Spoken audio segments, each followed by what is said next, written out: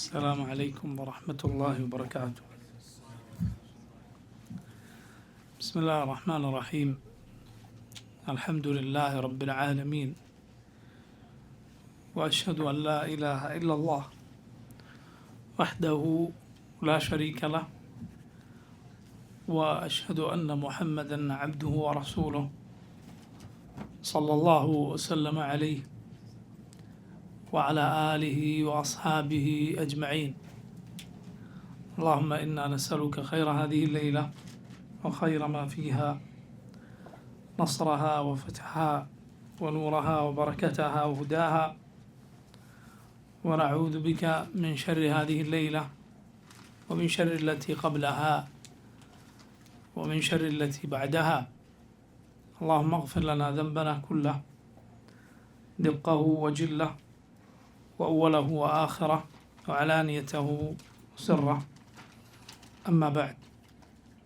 സഹോദരങ്ങളെ, ഷെയ്ഖുൽ ഇസ്ലാം ഇബ്നു തൈമിയ്യ റഹിമഹുല്ലാഹ് അദ്ദേഹത്തിൻ്റെ അൽ-അഖീദത്തു അൽ-വാസിത്തിയ്യയിൽ പറയുന്നു: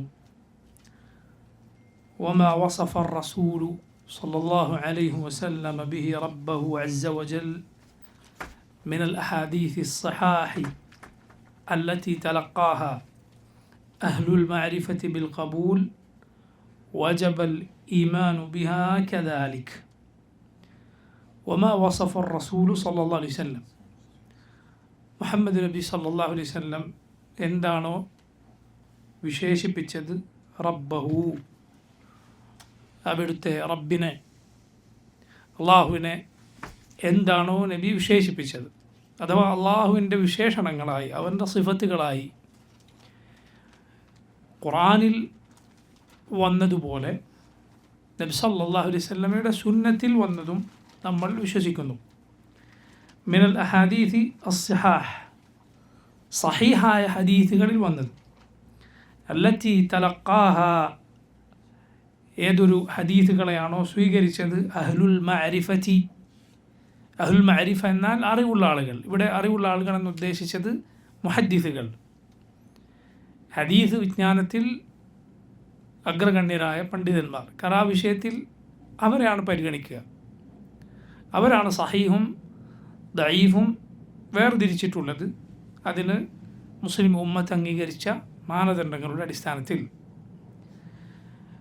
തലഖാഹ അഹ്ലുൽ മഅരിഫത്തി ബിൽ ഖബൂൽ, അങ്ങനെ ആ വിജ്ഞാനത്തിൽ അഗ്രഗണ്യരായ പണ്ഡിതന്മാർ സഹീഹാണെന്ന നിലക്ക് സ്വീകരിച്ച നബി സല്ലല്ലാഹു അലൈഹി വസല്ലമയുടെ ഹദീസുകളിൽ വന്നിട്ടുള്ള റബ്ബിനെക്കുറിച്ചുള്ള വിശേഷണങ്ങൾ എന്തോ ശ്രദ്ധിക്കുക.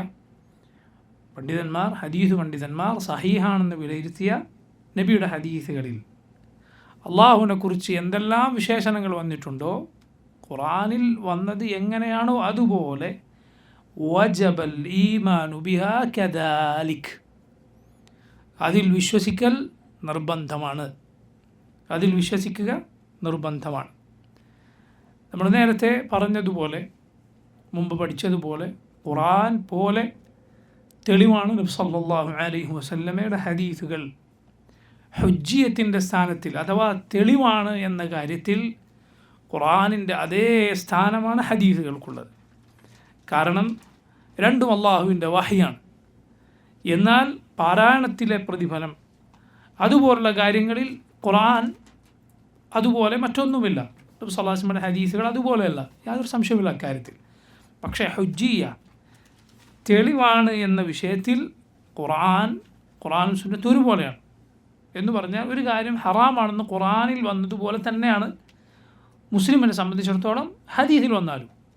റസൂലുള്ളാഹി സ്വല്ലല്ലാഹു അലൈഹി വസല്ലം ഒരു കാര്യം ഹറാമാണെന്ന് പറഞ്ഞാൽ ഇത് ഖുർആനിലില്ലല്ലോ ഇത് നമ്മൾ പറയുകയില്ല. അതുപോലെ ഒരു വിശ്വാസകാര്യം, ഇതാ ഈ പറഞ്ഞത് അതാണ്. ഖുർആനിൽ വന്നു റബ്ബിനെക്കുറിച്ചൊരു കാര്യം, അതുപോലെയാണ് നബി സല്ലല്ലാഹു അലൈഹി വസല്ലമയുടെ സഹീഹായ ഹദീസുകളിൽ റബ്ബിനെക്കുറിച്ച് വന്നാലും. ഇതാണ് അഹ്ലുസുന്നത്തിൻ്റെ വിശ്വാസം, നമ്മുടെ വിശ്വാസം. നബി സല്ലല്ലാഹു അലൈഹി വസല്ലം സഹാബത്തിനെ വളർത്തിക്കൊണ്ടുവന്നത്, ഈ ഉമ്മത്തിലെ മുൻഗാമികൾ അവർ തർബിയത്ത് ചെയ്യപ്പെട്ടത് ഇതിനാണ്. അല്ലാഹുവിൻ്റെ റസൂൽ സല്ലല്ലാഹു അലൈഹി വസല്ലം ഒരു കാര്യം പറഞ്ഞതായി സ്ഥിരപ്പെട്ടുവോ അത് സ്വീകരിക്കുക. അത് വിശ്വാസ കാര്യത്തിലായാലും ഫിഖ്ഹിയായ മസാലകളിലായാലും യാതൊരു വേർതിരിവും അതിലില്ല. ഹദീസ് സഹീഹായിരിക്കണം. സഹീഹായതേ നമ്മൾ സ്വീകരിക്കുകയുള്ളൂ, അല്ലാത്തത് സ്വീകരിക്കുകയില്ല. കാരണം അള്ളാഹു ഖുർആനിൽ പറഞ്ഞു, യാ അയ്യുഹല്ലദീന ആമനു ഇൻ ജാഅക്കും ഫാസിഖും ബിനബഇൻ ഫതബയ്യനു അൻ തുസീബു ഖൗമൻ ബിജഹാലത്തിൻ ഫതുസ്ബിഹു അലാ മാ ഫഅൽതും നാദിമീൻ. യാ അയ്യുഹല്ലദീന ആമനു, മുഅ്മിനുകളെ, വിശ്വസിച്ചവരെ, നിങ്ങളിലേക്ക് ഒരു ഫാസിഖ്, ഒരു മോശക്കാരനായ ഒരാൾ വല്ല വിവരവുമായി വന്നാൽ ഫതബയ്യനു, നിങ്ങൾ അതിൻ്റെ സത്യാസത്യം അന്വേഷിക്കുക, അതിൻ്റെ നിജസ്ഥിതി അന്വേഷിക്കുക. ആ ആയത്തിൻ്റെ മറ്റൊരു ഖിറാഅത്ത് പാരായണം ഫതബയ്യനു എന്നതിന് പകരം ഫതസബ്ബതു എന്നാണ്. ഫതസബ്ബതു എന്നാൽ ഫതസബ്ബതു എന്ന് പറഞ്ഞാൽ അത് ഒരു സ്ഥിരപ്പെട്ട യാഥാർത്ഥ്യമാണോ അല്ലേ എന്ന് നിങ്ങൾ അന്വേഷിക്കണം. അൻ തുസീബു ഖൗമൻ ബിജഹാല, അല്ലെങ്കിൽ എന്ത് സംഭവിക്കും, നിങ്ങൾ അറിവില്ലാതെ ഏതെങ്കിലും ഒരു ജനതയെ ആക്രമിക്കാൻ അത് കാരണമാകും കിട്ടിയ വിവരത്തിൻ്റെ അടിസ്ഥാനത്തിൽ. ഫതുസ്ബിഹു അലാ മാ ഫഅൽതും നാദിമീൻ, അങ്ങനെ പിന്നെ നിങ്ങൾ ചെയ്തു പോയതിൽ ഖേദിക്കുന്ന അവസ്ഥ വരും.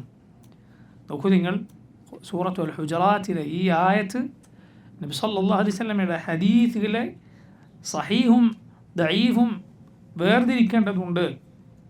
അത് കൊണ്ടുവന്ന ആളുകൾ സത്യസന്ധരാണോ അല്ലേ എന്നത് അന്വേഷിക്കണം എന്നതിന് തെളിവാണ് ഖുർആനിലെ ഈ ആയത്ത്. ഇമാം ശാഫിഈ റഹിമഹുല്ലാഹ് ആ വിഷയത്തിന് ഈ ആയത്ത് തെളിവ് പിടിച്ചിട്ടുണ്ട്. ഇമാം മുസ്ലിം റഹിമഹുല്ലാഹ് അദ്ദേഹത്തിൻ്റെ സഹീഹിൻ്റെ മുഖദ്ദിമയിൽ, സഹീഹ് മുസ്ലിമിൻ്റെ ആമുഖത്തിൽ ഈ ആയത്ത് കൊണ്ടുവന്നത് കാണാം. എന്തു തെളിയിക്കാൻ വേണ്ടി? സല്ലല്ലാഹു അലൈഹി വസല്ലം ഹദീസുകൾ എന്ന് ആരെങ്കിലും പറയുമ്പോഴേക്ക് അത് സ്വീകരിച്ചുകൂടാ. അതിലെ സഹീഹും ദഈഫും വേർതിരിച്ച് അന്വേഷിച്ച് അതിൽ സഹീഹായത് മാത്രമേ സ്വീകരിക്കാവൂ. ഇമാം മുസ്ലിമിൻ്റെ സഹീഹിൻ്റെ മുഖദ്ദിമ, അതിൻ്റെ ആമുഖം, സുബ്ഹാനല്ലാഹ്, ഈ വിഷയത്തിൽ എന്ത് കുഴപ്പവുമില്ല, കള്ള ഹദീസായാലും ഉള്ളതായാലും ഇല്ലാത്തതായാലും ഒക്കെ സ്വീകരിക്കാം എന്ന് പറയുന്ന കക്ഷികളുടെ എല്ലാം വാദങ്ങളുടെ വേററുക്കുന്ന തെളിവുകളാണ് ഇമാം മുസ്ലിം അദ്ദേഹത്തിൻ്റെ സഹീഹിൻ്റെ മുഖദ്ദിമയിൽ കൊണ്ടുവന്നിട്ടുള്ളത്.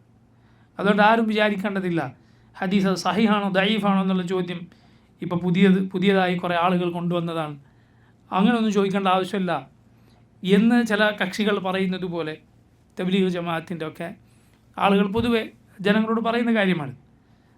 സഹീഹും ദഈഫും എന്ത് കിട്ടിയാലും സഹീഹാണോ ദഈഫാണോ എന്ന് നോക്കുക, അതല്ല നമ്മളതിൽ അമൽ എന്താണ് നമുക്ക് ചെയ്യാനുള്ളതാണ് നോക്കേണ്ടത് എന്ന് പറയാറുണ്ട്. അതൊരിക്കലും ശരിയല്ല. ആ വർത്തമാനം യഥാർത്ഥത്തിൽ ഹദീസ് സഹീഹോ ദഈഫോ എന്ന് വേർതിരിക്കാൻ വേണ്ടി ഈ ഹദീസിൻ്റെ വിജ്ഞാനം പഠിക്കാൻ തങ്ങളുടെ ജീവിതം ഒന്നാകെ മാറ്റിവെച്ച പണ്ഡിതന്മാരുടെ പ്രയത്നം മുഴുവൻ വെള്ളത്തിലാക്കി കളയുന്ന വർത്താനാണ്. കാരണം എന്തും അങ്ങനെ സ്വീകരിക്കാമെങ്കിൽ പിന്നെ അവരെന്തിനാണ് ഈ കഷ്ടപ്പെട്ടത്? ഹദീസിലെ സഹീഹും ദഈഫും വേർതിരിക്കാൻ, അതിലെ റാവിമാരെക്കുറിച്ച്, സനദിലുള്ള ഓരോ ആളുകളെക്കുറിച്ചും വിലയിരുത്താൻ അവർ പെട്ട പാടെത്രയാണ്, അവർ സഹിച്ച കഷ്ടപ്പാടുകൾ എത്രയാണ്, അവർ ചെയ്ത അധ്വാനം എത്രയാണ്, അതെല്ലാം വെള്ളത്തിലാക്കുന്ന വർത്തമാനമാണിത്. സഹാബത്തിൻ്റെ മാതൃകയുണ്ട് നമുക്ക്. നബി സല്ലല്ലാഹു അലൈഹി വസല്ലം പറഞ്ഞു എന്ന് പറഞ്ഞ ഒരാൾ ഒരു കാര്യം പറഞ്ഞാൽ അത് ശരിയാണോ തെറ്റാണോ എന്ന് വേർതിരിക്കുന്നതിൽ സഹാബത്തിൽ നിന്ന് നമുക്ക് സഹീഹ് മുസ്ലിമിൻ്റെ ഈ മുഖദ്ദിമയിൽ റിവായത്തുകൾ കാണാം. ഒരാൾ വന്ന് ഒരു സഹാബിയോട്, ഇബ്നു അബ്ബാസിനോട് അല്ലെങ്കിൽ ഇബ്നു ഉമറിനോട് വന്ന് പറയുകയാണ്, ഖാല റസൂലുള്ളാഹി സ്വല്ലല്ലാഹു അലൈഹി വസല്ലം, അല്ലാഹുവിൻ്റെ റസൂൽ ഇതാ പറഞ്ഞിരിക്കുന്നു. അപ്പോൾ ഇദ്ദേഹം തിരിഞ്ഞു നോക്കുന്നില്ല, ഈ സഹാബി അയാൾ നോക്കുന്നില്ല. അപ്പോൾ ആൾ പറയുകയാണ്, ഞാൻ ഖാല റസൂലുള്ളാഹി എന്നാണ് പറയുന്നത്, എന്താണ് നിങ്ങൾ പരിഗണിക്കാത്തത്? അപ്പം അദ്ദേഹം പറഞ്ഞു, ഒരു കാലമുണ്ടായിരുന്നു ഖാല റസൂലുള്ളാഹി എന്ന് കേട്ടാൽ ഞങ്ങളുടെ കാത് അങ്ങോട്ട് തിരിച്ച് അങ്ങേറ്റം ശ്രദ്ധയോടെ നമ്മളത് ഉൾക്കൊള്ളും. എന്നാൽ പിന്നീട് നിങ്ങൾ ഉള്ളതും ഇല്ലാത്തതും പറയാൻ തുടങ്ങിയപ്പോൾ പിന്നെ നമ്മൾ വിശ്വസ്തരായ ആളുകളിൽ നിന്ന് മാത്രമേ സ്വീകരിക്കാറുള്ളൂ, അവരിൽ നിന്ന് മാത്രമേ സ്വീകരിക്കേണ്ടതുള്ളൂ എന്ന നിലപാട് സ്വീകരിച്ചു. സുബ്ഹാനല്ലാഹ്, സഹാബത്തിൻ്റെ മാതൃകയാണ്. നമ്മളാരെങ്കിലും പുതിയതായി ഉണ്ടാക്കിയതല്ല. മുസ്ലിമിൻ്റെ സഹീഹിൻ്റെ മുഖദ്ദിമയിൽ ഇത് നിങ്ങൾക്ക് നിറഞ്ഞു കാണാം ഈ തെളിവുകൾ. അപ്പോൾ നോക്കൂ, നമ്മൾ സ്വീകരിക്കുന്നത് സഹീഹായ ഹദീസുകളാണ്. പക്ഷേ നബിയിൽ നിന്ന് സ്ഥിരപ്പെട്ട് കഴിഞ്ഞോ പിന്നെ അത് നമുക്ക് വിശ്വാസകാര്യമെന്നോ ഫിഖ്ഹിയായ കാര്യമെന്നോ വ്യത്യാസമില്ല.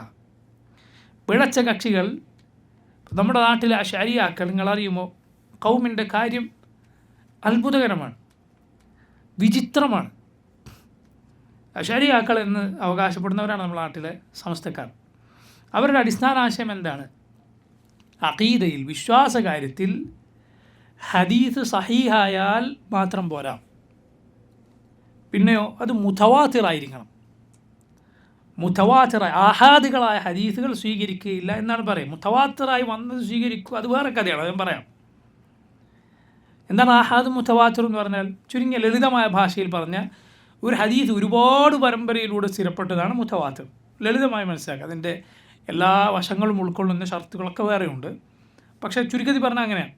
അത് ഒരു ഹദീസ് നബിയിൽ നിന്ന് പല സഹാബിമാർ കേട്ടു, അദ്ദേഹത്തിൽ നിന്ന് പല താബികൾ കേട്ടു, അദ്ദേഹത്തിൽ നിന്ന് പല താബികൾ കേട്ടു. ഇങ്ങനെ വന്നതാണ് മുതവാത്തിറായ ഹദീസുകൾ, പല പരമ്പരകളിലൂടെ സ്ഥിരപ്പെട്ടത്. രണ്ടാമത്തത് അഹാദുകളായ ഹദീസുകളാണ്. അഹാദുകളായ ഹദീസുകൾ എന്ന് പറഞ്ഞാൽ ഈ ഹദീസിൻ്റെ പരമ്പരയിൽ എല്ലാ കണ്ണിയും കുറേ ആളുകൾ ഉണ്ടായിക്കൊള്ളണമെന്നില്ല. നബിയിൽ നിന്ന് ചിലപ്പോൾ ഒരു സഹാബിയായിരിക്കും കേട്ടിട്ടുണ്ടാവുക, അദ്ദേഹത്തിൽ നിന്ന് ഒരു താബിഈയായിരിക്കും അത് റിവായത്ത് ചെയ്തിട്ടുണ്ടാവുക. അങ്ങനെ ഹദീസുകളിൽ ബഹുഭൂരിപക്ഷവും ഈ ഇനമാണ്, അഹാദാണ്, മുതവാത്തിറല്ല. ഹദീസുകളിൽ ബഹുഭൂരിപക്ഷവും ഈ ഇനമാണ്, അഹാദുകളാണ്. ഈ ആളുകളുടെ അശരിയാക്കളുടെ വാദം എന്താണ്? അഹാദുകൾ നമുക്ക് എന്തിലേ പറ്റുള്ളൂ? ഫിഖ്ഹിയായ വിഷയം, കർമ്മശാസ്ത്രപരമായ കാര്യങ്ങൾ മാത്രം. വിശ്വാസം സ്ഥിരപ്പെടാൻ അഹാദുകളായ ഹദീസ് പോരാ, പിന്നെന്ത് വേണം? മുതവാത്തിറായ ഹദീസ് വേണം. പല പരമ്പരകളിലൂടെ സ്ഥിരപ്പെട്ടു, അങ്ങനെ വന്ന ഹദീസ് വേണം. ഇത് ആരുടെ വിശ്വാസമാണ്? സുബ്ഹാനല്ലാഹ്. അശരിയാക്കൾ എന്നറിയപ്പെടുന്ന ഒരു വിശ്വാസമാണ്. സമസ്തക്കാരുടെ വിശ്വാസം ഇതാണെന്നാണ് വെപ്പ്. അവരുടെ അസലിൻ്റെ സൂര്യകളുടെ കിതാബിനൊക്കെ ഉള്ളത് ഇതാണ്. പക്ഷേ കൗമ് അടിത്തറകളുടെ അടിത്തറ, വിശ്വാസങ്ങളുടെ വിശ്വാസം, വിശ്വാസത്തിന് ഏറ്റവും വലിയ അടിത്തറ തൗഹീദാണ്. ആ തൗഹീദിൽ വെള്ളം ചേർക്കാൻ മുതവാത്തിർ പോട്ടെ, അഹാദ് പോട്ടെ, സഹീഹും ഹസനും പോട്ടെ, ദഈഫും മൗദൂഉം അതും പറയാൻ പറ്റാത്ത, ആരോപണം നബിയിലേക്ക് ചേർത്തി പറയുക പോലും ചെയ്യാത്ത കള്ളക്കഥകളും സ്വപ്നക്കഥകളും കിനാവ് കഥകളും വരെ എന്ത് സ്വീകരിക്കും? തൗഹീദ് വിളിക്കാൻ വേണ്ടി പറയും. ശിർക്കിന് തെളിവായിട്ട് ഈ കള്ളക്കഥകൾ പറയുന്ന കാണങ്ങൾ കേട്ടിട്ടുണ്ടാവില്ലേ? ഉത്തുബിക്കഥ, ഇങ്ങനെ കുറേ കഥകൾ. ഒരാൾ വന്നിങ്ങനെ സ്വപ്നം കണ്ടു, സ്വപ്നം കണ്ടു. അതൊക്കെയാണ് പലപ്പോഴും അവരുടെ ഇസ്തിഗാസക്കും തവസ്സുലിനും തെളിവായി പറയാറുള്ളത്. കൂട്ടർ ഇസ്തിഗാസയും തവസ്സുലും ഫിഖ്ഹിയായ ഒരു മസലയാണോ? നല്ല വിശ്വാസവുമായി ബന്ധമുള്ള ഇസ്ലാമിൻ്റെ അടിത്തറയാകുന്ന അഖീദയിൽ തന്നെ എല്ലാം ഒരേ പ്രാധാന്യമുള്ളതല്ല. അഖീദയിൽ എല്ലാം ഒരേ പ്രാധാന്യമുള്ളതല്ല, മറിച്ച് അതിൻ്റെ പ്രാധാന്യത്തിൽ വ്യത്യാസമുണ്ട്. സംശയമില്ല അക്കാര്യത്തിൽ യാതൊരു സംശയവുമില്ല. ഉദാഹരണത്തിന് അള്ളാഹുവിൻ്റെ അംബിയായിൽ ഉലുൽ അസ്ം 5 നബിമാർ ഏറ്റവും ശ്രേഷ്ഠനാണ്. അതിൽ നമ്മുടെ നബി കഴിഞ്ഞാൽ പിന്നെ ഇബ്രാഹിം അലൈഹിസ്സലാം, പിന്നെ മൂസ അലൈഹിസ്സലാം, പിന്നെ ഈസാ നബിയും നൂഹ് നബി. ഈ രണ്ടിൽ ആരാണ് ശ്രേഷ്ഠൻ? അതൊരു വിശ്വാസവുമായി ബന്ധമുള്ള വിഷയമാണ്. അതിൽ അഭിപ്രായ വ്യത്യാസമുണ്ട്. അപ്പോൾ നോക്കൂ, അതിൽ ഒരാൾ ഇന്നത് മനസ്സിലാക്കിയതുകൊണ്ട് ഒരാൾ അഹ്ലുസുന്നത്ത് പുറത്തു പോകുമോ? ഇല്ല. അത് വിശ്വാസവുമായി ബന്ധമുള്ള ഒരു വിഷയമാണ്. പക്ഷെ അത് തന്നെ എല്ലാം എന്തല്ല ഒരേ പ്രാധാന്യമുള്ളതാണ്. അതിലേറ്റവും പ്രാധാന്യമുള്ളതാണ് തൗഹീദുൽ ഇബാദ്, അള്ളാഹുവിനെ മാത്രം ഇബാദത്ത് ചെയ്യുക.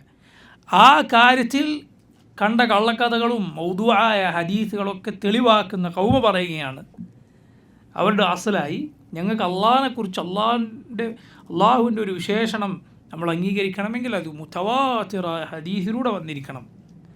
ഇത് പണ്ടേ ഇവരുടെ മുൻഗാമികൾ പറഞ്ഞു വന്ന ഒരു വാദമാണ്, തെറ്റാണ്. മറിച്ച് നമ്മെ സംബന്ധിച്ചിടത്തോളം നബി സല്ലല്ലാഹു അലൈഹി വസല്ലമയിൽ അത് സ്ഥിരപ്പെട്ട ഹദീസാണോ, അത് അഹാദായാലും മുതവാത്തിറായാലും, പല പരമ്പരകളിലൂടെ വന്നാലും അതല്ലാത്ത പരമ്പരകളിലൂടെ ഒറ്റ പരമ്പരയിലൂടെ വന്നാലും നമ്മൾ സ്വീകരിക്കും. സ്ഥിരപ്പെട്ടതെല്ലാം സ്വീകരിക്കും. സ്ഥിരപ്പെട്ട ഹദീസുകളെല്ലാം ഒരേ ദറജയിലല്ല. ഇമാം ബുഖാരിയുടെ സഹീഹിൽ വന്നത് 2 ഷെയ്ഖുമാരുടെയും ഇമാം മുസ്ലിമിൻ്റെയും ബുഖാരിയുടെയും സഹീഹിൽ വന്നത്, അതല്ലാത്ത കിതാബുകളിലും സഹീഹായ ഹദീസുണ്ട്. ചിലരെങ്കിലും തെറ്റിദ്ധരിച്ചിട്ടുള്ള കാര്യമാണ്, ചിലരൊക്കെ തെറ്റിദ്ധരിപ്പിക്കുന്ന കാര്യമാണ്.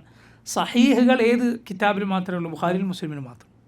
അങ്ങനെയല്ല, മറിച്ച് അവയിലുള്ളത് മുഴുവൻ സഹീഹാണ്. പക്ഷെ എല്ലാ സഹീഹായ ഹദീസും ബുഖാരിയിലും മുസ്ലിമിനുണ്ടോ? ഇല്ല. എല്ലാ സഹീഹും നമ്മുടെ ഈ കിതാബിൽ നമ്മൾ ഉൾപ്പെടുത്തുമെന്ന് അവർ പറഞ്ഞിട്ടുമില്ല. ആര്? ഇമാം ബുഖാരിയും ഇമാം മുസ്ലിം പറഞ്ഞിട്ടുമില്ല. അതിനുള്ള വ്യക്തമായ ഒരു തെളിവാണ്, അതിനുള്ള വളരെ മനോഹരമായ എളുപ്പം മനസ്സിലാകുന്ന ഒരു തെളിവാണ് സഹീഫത്തു ഹമ്മാം ഇബ്നു മുനബ്ബിഹ്. ഹമ്മാം ഇബ്നു മുനബ്ബിഹ് എന്നു പേരുള്ള മുൻഗാമികൾപ്പെട്ട മുഹദ്ദിസുകളിൽ ഒരാൾ, അദ്ദേഹത്തിനൊരു സഹീഫ ഉണ്ടായിരുന്നു. അദ്ദേഹത്തിന് ഒരു സഹീഫയുണ്ട്, അദ്ദേഹത്തിനൊരു ഏടുണ്ട്.